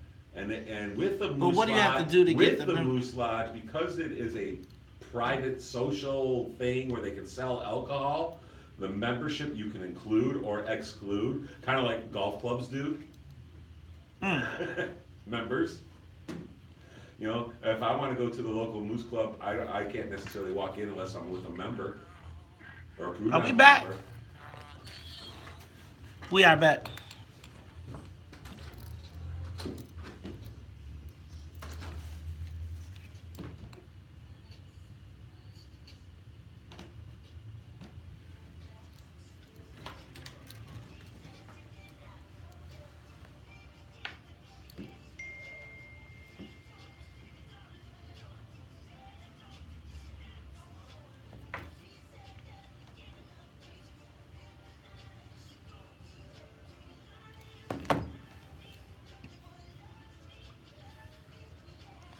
You are tuned into Talk Chicago 1690 AM. I'm your host, Maze Jackson. Got my main man, Charles Thomas, in the building. And Charles, we are talking about this issue of Alderman Jason Irvin is proposing an ordinance, an anti-loitering ordinance, and he had the city hall packed with residents who were supporting this ordinance because they live in what some might consider an open-air drug market, some cases open-air prostitution. I don't know what open-air prostitution is. But Charles, it seems like you said that this is a slippery slope. Oh, absolutely, particularly for black people, because you just can't apply a law to certain parts of the city. I mean, it's got to be citywide.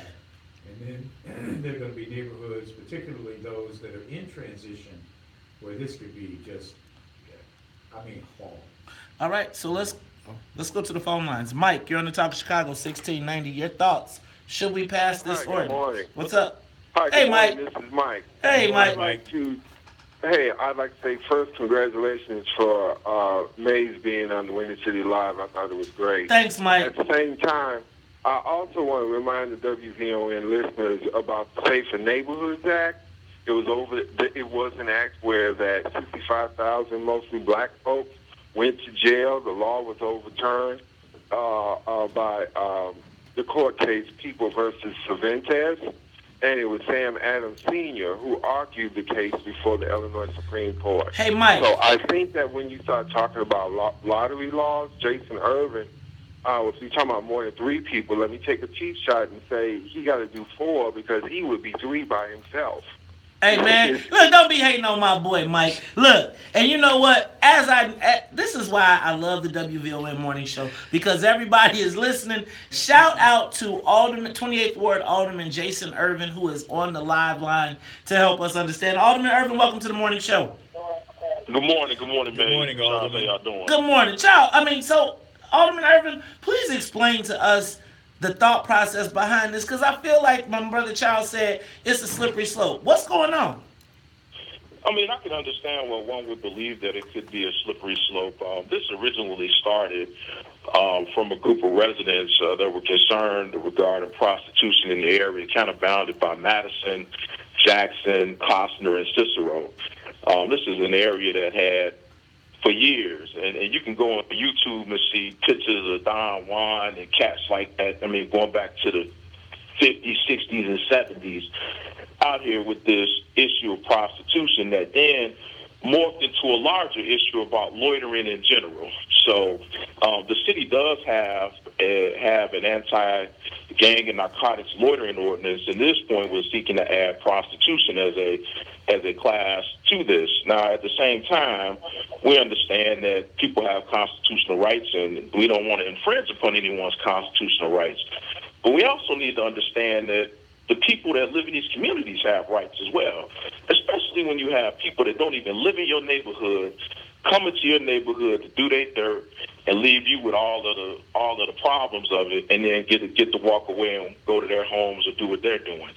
So while I understand people have some constitutional concerns about this, I'm concerned about the people that live in the community. So, Alderman, and I guess I get that, but Mike pointed out that the last time we had an ordinance or had laws like this, it created a massive amount of new felons. How do you protect the community from those white police officers that may not really understand the differences between us? Well, there are protections in place for that now. Under consent decree with the ACLU, you can't just walk up to somebody and just say, hey, you got to leave, get off this corner. But constitutional. Hold on, let me finish. You must be able to articulate the rationale and the reason for your stop with the investigative stop report, which is something that has been brought by state law and also through the consent decree. So it removes what I would consider just the arbitrary stopping of individuals or going to individuals. Now, if you are standing at a location and you're advertising yourself for certain types of acts, those are the types of things that people have to articulate in their investigative stop report in order to issue a warning. But Alderman, what kind of feedback are you getting from the police department? What are they saying to you about doing this kind of thing? The police department has said the tool of getting illegal activity out of certain areas is a positive thing. So I'm not getting pushback from the police department on this. Actually, the police department is actually hoping to get a better, more effective ordinance out of this. And that's our goal. Our goal is to make our neighborhoods safer, passable. And again, I would invite anybody that doesn't live in some of these areas and conditions, because it is a big challenge. Folks in Winnetka and in Rogers Park are always trying to legislate and tell us how to live in our neighborhood. And again, I understand what happened back in the 90s under the original anti-loitering law, and some of those things that happened were wrong. And I think that there are protections in place now to prevent what happened then from happening again. Let me jump in real quick, Alderman, because we only got a short amount of time. Go ahead. The two challenges that just come to mind immediately when you talk about this, about the difference between the 90s, what stops us from having another Laquan McDonald out of this? We saw these same written reports that were falsified. What stops us from having another Quintonio LeGrier and Betty Jones? It seems like the police right now are trying to negotiate how they can kill and get away with it. Will this be another tool in the toolbox for them to get away with it? We only got 30 seconds, so I'll let you respond and close. But I thank you for calling. No problem. The reason Laquan McDonald popped up is because of social media and people taking a video of that. And I think right now with the climate that's going on, people are more aware of their rights, more aware of what the police department is and is not doing. And I think that those wrongs will be brought to the light as they were brought forward in Laquan McDonald's case and as they're being brought forward in the Quintonio LeGrier and Betty Jones case. Gotta stop you right there. Ladies and gentlemen, that is 28th Ward Alderman Jason Irvin. Alderman, thank you for being willing to respond and come in front of the people to discuss this ordinance. We look forward to talking to you in the future. It's the Talk Chicago 1690. We'll be back after traffic and the weather and the news. The talk of Chicago and the voice of the nation. 1690 WVON, Berwyn, Chicago. A windy, cool start to your Wednesday, but turning sunny and pleasant as temperatures climb near 50. I'm in Illinois, and in the headlines, that $2 million bond has been revoked from the suspect from Illinois charged in the Tennessee Waffle House shooting. 29-year-old Travis Reiking is set to appear in court today. Network News Now, weather and traffic coming up next. WVON News Time, it's 8 o'clock.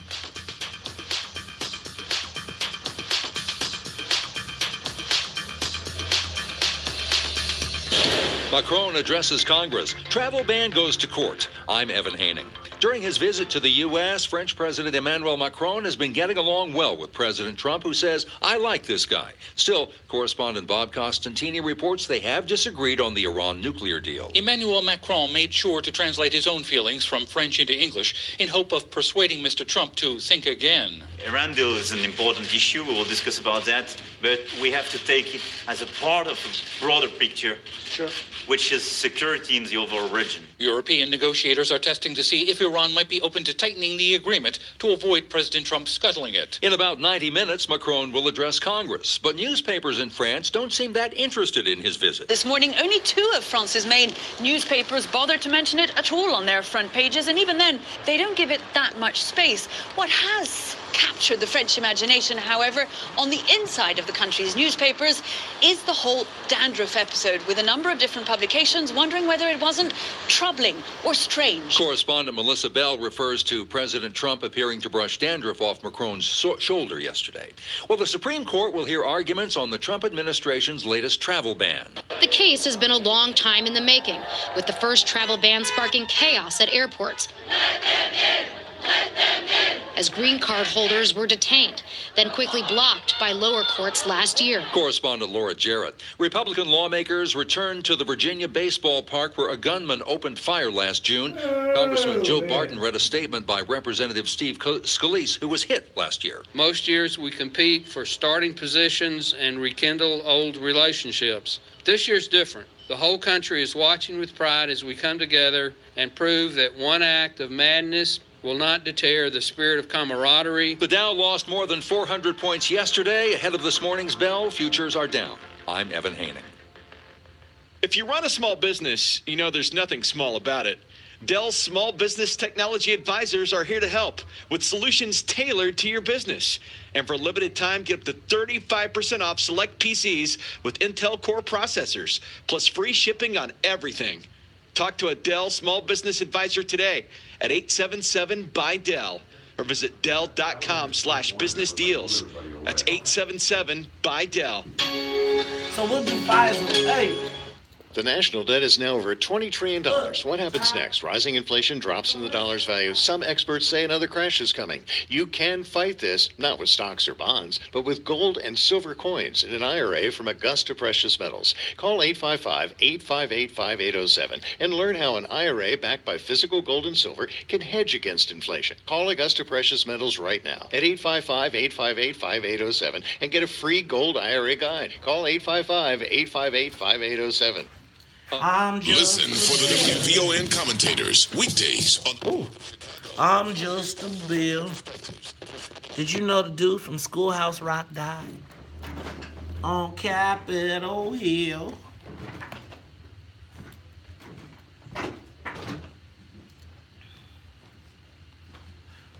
All right, who's out there rocking with us today? What's up? Reese, you still on probation because you still ain't send me no friend. Reese Moore. What up, Reddit Rock?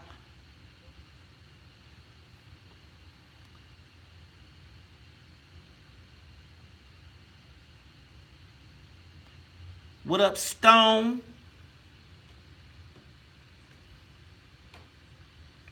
What up, Salim? See, that's what I'm saying. If we had our Red Dot Club, they could fix that. Conjunction, junction, what's that function? Was that a black dude?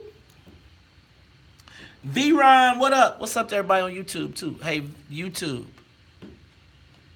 YouTube. I need y'all to help tell people to subscribe.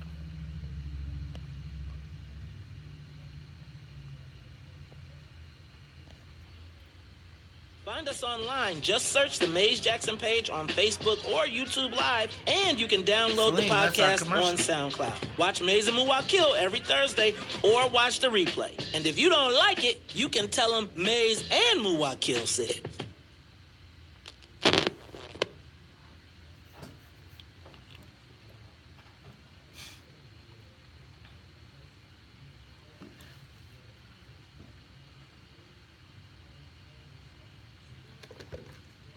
What up, Jeanette Braves? What up, Tony Spumoni?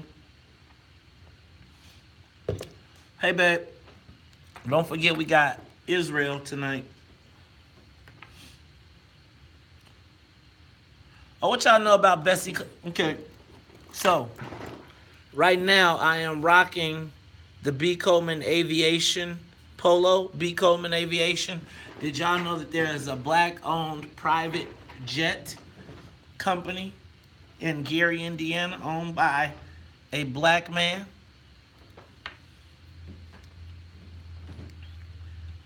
Tamiko, I need to be up to 1,000. Thank you very much. Thanks, V-Ron, for the compliment. I see you on YouTube.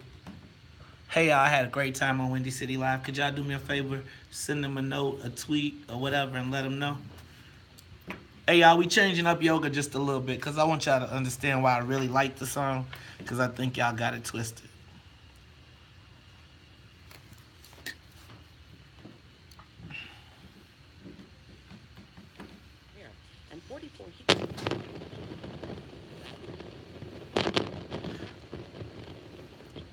Get your private jet on.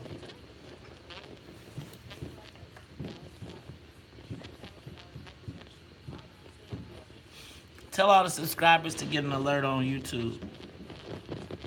Celine, let's recut the spot. And why don't you come join it and let's put it together.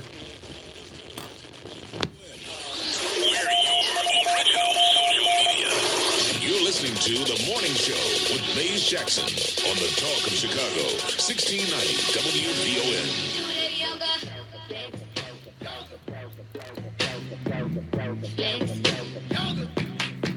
I said yoga, she did that yoga. Looking for my loafers, man. I woke up in a toga. She loved my collar on like she my owner. So when she down with dog, I jump up on her. Oh Lord, I love the way you bend. Oh Lord, I love the break you in. Oh Lord, I stretch you out and in. Oh Lord, I use it as a friend. Oh Lord, I pray. Get ready. I'm about to come in. You are tuned in to the Top of Chicago, 1690 AM. I'm your host, Maze Jackson. Got my main man, Charles Thomas, in the building. And you know what? Some of y'all think that's where we're going to have to kick it off from now on. Y'all notice? See, that was the part of it. You know what? 8 o'clock every day, I got to get my stretch on. It is the WVON Morning Show. My main man, Charles Thomas, but you know we can't do the WVON Morning Show without the WVON Morning Show team. Gotta say what's up to Annette Flournoy in the newsroom, as well as Miss Sonia Escobar, who is the musical conductor. She got us going, man. Sonia, you got something else back there for us? Conjunction, junction. What's your function? Hooking up words and phrases and clauses. Conjunction, junction. How's that function? I got 3 favorite cards that get most of my job done. Charles, do you remember conjunction, junction? What's your No, function? that was a little bit after my time. You don't remember Schoolhouse Rock? I'm old school. Sure, let me tell you something. Schoolhouse Rock, that was written by Bob DeRoe.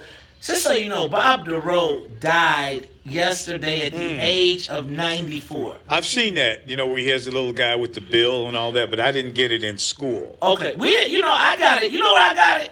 On Saturday morning cartoons. So, you would get up in the morning.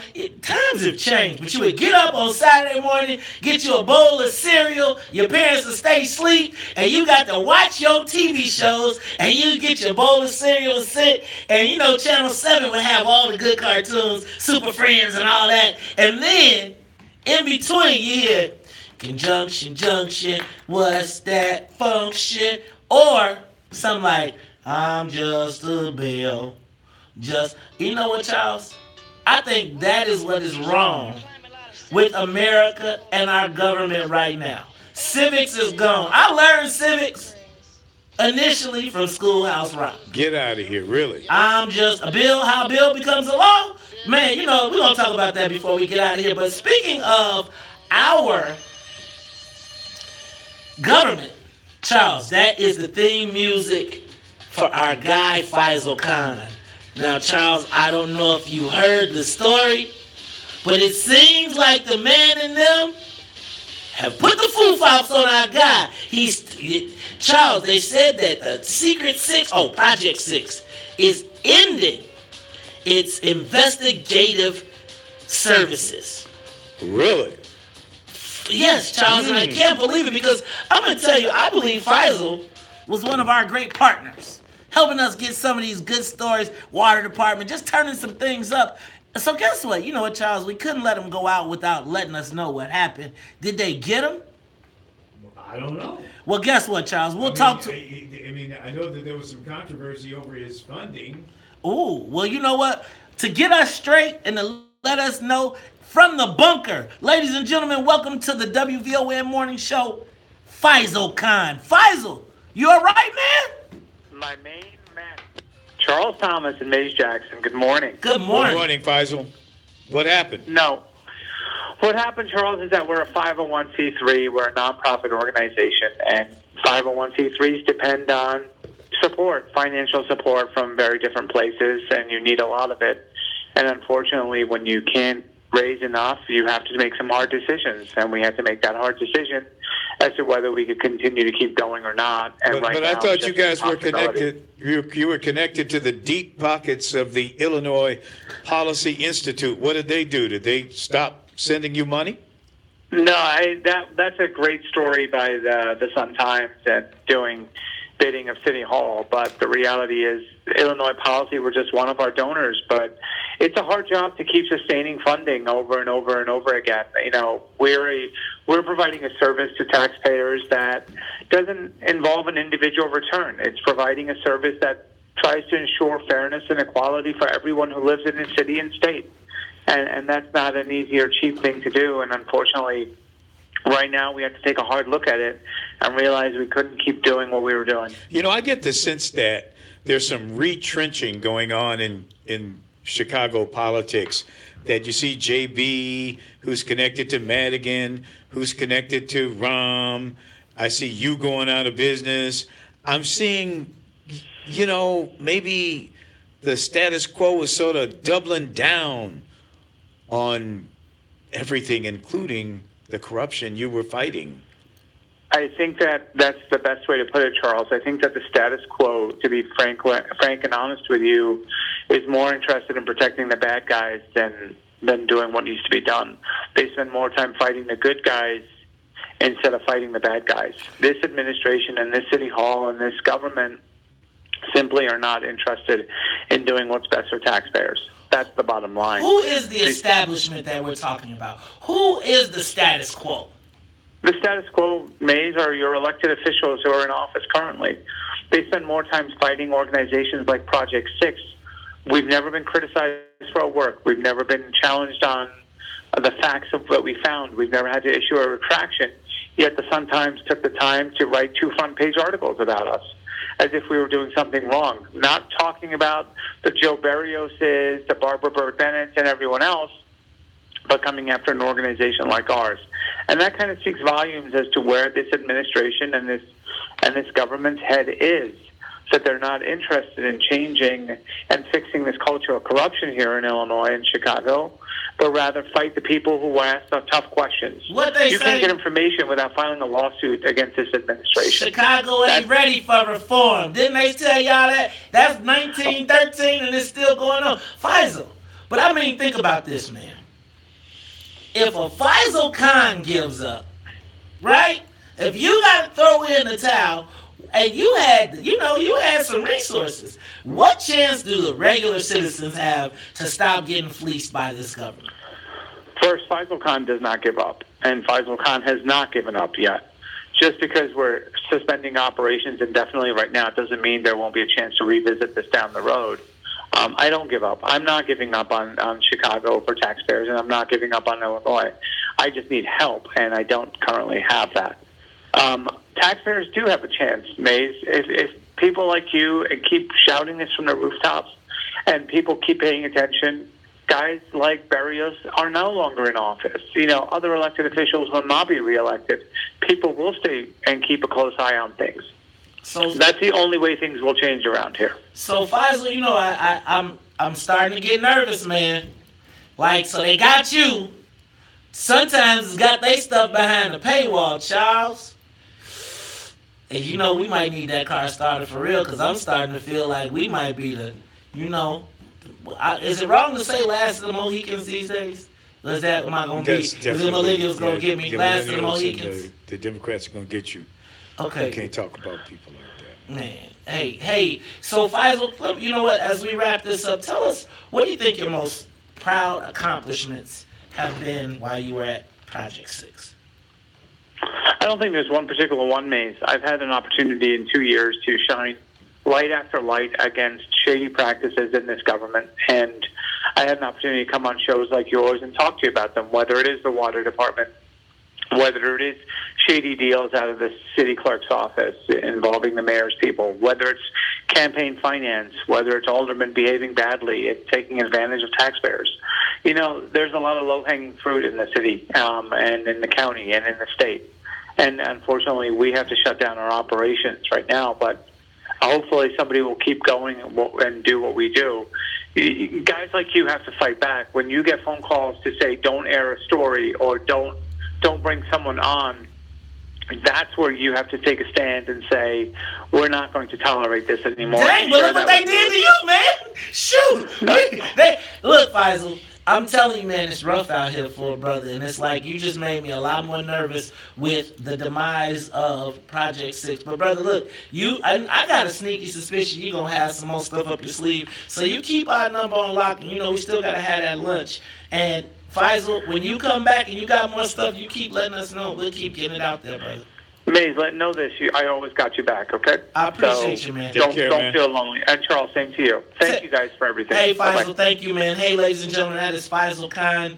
Project 6 suspending their operations. There are people right now listening to this show like, whew, 1 down, 10 down, 2 to go. 2 to go. Oh, no. Charles, get that car started. Hey, and I'm going to tell you, you get the picture. I'm going to tell you, man, you get me nervous. We start touching on some of these things and things start happening. Charles, but I'm still a little bit, I feel a little sentimental, man, about the loss of Bob DeRoe.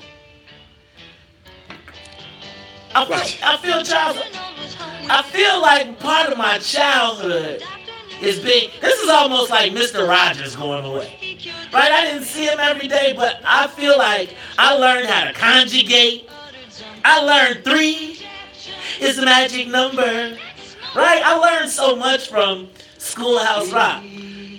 Is a magic number. You, Charles, you don't remember 3 is the magic? No, man. You didn't watch it with Adrian? I went to school in the 50s and the early 60s, man, to do that. In the 50s. Well, I'm going to tell you what. Man, you didn't even have color TV.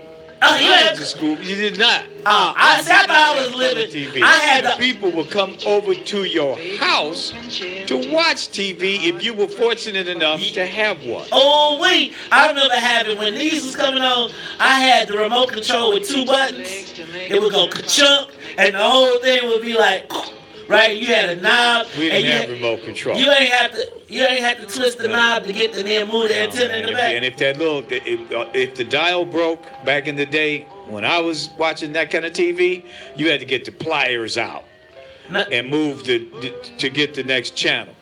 And then you had the rabbit ears in the back that you had to like adjust to make sure that you didn't get that snow. Right. And then at the end of the day, they had that test pattern, and they would play the national anthem. Yeah, and the TV would go off at 12 o'clock. Go off, man. I remember TV used to go off. You'll be like, and it'll be the lines and the colors. That's right. Man, TV, and now it's like TV don't go off. It's about 3 million channels. I can't find on it. TV, But man. Charles, did you know your man Bob DeRoe? Did you know he was with your man Miles Davis? He did some music. That's right here. Oh, he did? Him and Miles Davis. Nothing like you existed in days of yore. I'm going to tell you, Charles, that I believe the removal of cartoons on Saturday morning, the end of Schoolhouse Rock, is one of the biggest reasons that our kids are going crazy. I mean, kids don't, you know what? Do you remember you get up on Saturday morning with a bowl of cereal? I know you had to. You got to watch cartoons on Saturday morning. But back in the day, they didn't have any controls over the cereal commercials. They would actually have kids jumping off roofs. They would fly. There was a cereal called Jets. And they had kids who would fly, man. And I always wanted some Jets, but my parents, we couldn't afford Jets. They did? Man, and they had Sugar Pops. Oh, which one? Did you have the Sugar Pops with the cool Huggy Bear? Yeah. Cool, Chris. Chris, right there, Chris. Sugar. Hey, Charles. Yeah, man, and they're great. They're great. They had sugar on them. Oh man, Frosted Flakes was frosted. You sit there, man, you with your bowl. And then you put sugar on top of it. Who I put sugar on my Frosted Flakes? Hey, but you know what, Charles? Blackish updated. They did an updated version of Schoolhouse Rock. And instead of I'm Just a Bill, they did I'm Just a Slave. Oh, man. Man, and when you think about, Charles, and I remember watching that Blackish episode being like, this is genius. Did we got it? Do we have it? Here it is, Charles. I am a slave, yes, I'm only a slave. They'll place my body in an unmarked grave in these Confederate days. It's kinda hard to lift every voice singing while worrying about how low the sweet chariots are swinging. I could swing from a tree, but hey, oh, I hope and pray they don't kill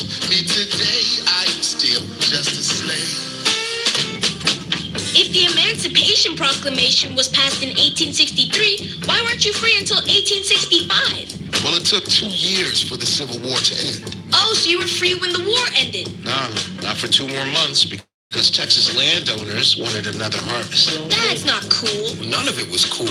But an army ship arrived on June 19th, 1865 and announced we were free. That's why we celebrate Juneteenth. I am a slave and the Charles, I'm telling you, man, our kids need that. They need some of that schoolhouse rock. Yeah, but you probably have to put it to hip-hop today to get it through. I mean, that'd be a great project. You know what? Actually, check this out. That was done by Black Thought and The Roots. So it was actually a hip-hop updated version. But I do know what you're saying. Could you imagine, like, Jay-Z, T.I.? What about, like, Future? Bill. You got to figure out if you can understand it. Charles, I'm going to tell you what, though. I think we need to go back to some of the old days and some of the old school to deal with some of the issues. But look, it's been a great show. We got to get out of here early because it is the Urban Business Roundtable download. So, for Annette Flournoy in the newsroom, for Miss Sonia Escobar, the music conductor of the Soul Plane, for my main man, Charles Thomas, I am your host of the WVON Morning Show, Maze Jack. Oh, you know what? They gave us a minute. Charles, you got anything? They gave us a minute. You got anything else you want to say? You just a bill. I'm just a bill. I'm just in there, you know. I don't know, man. I never really quite woke up this morning. I'm woke.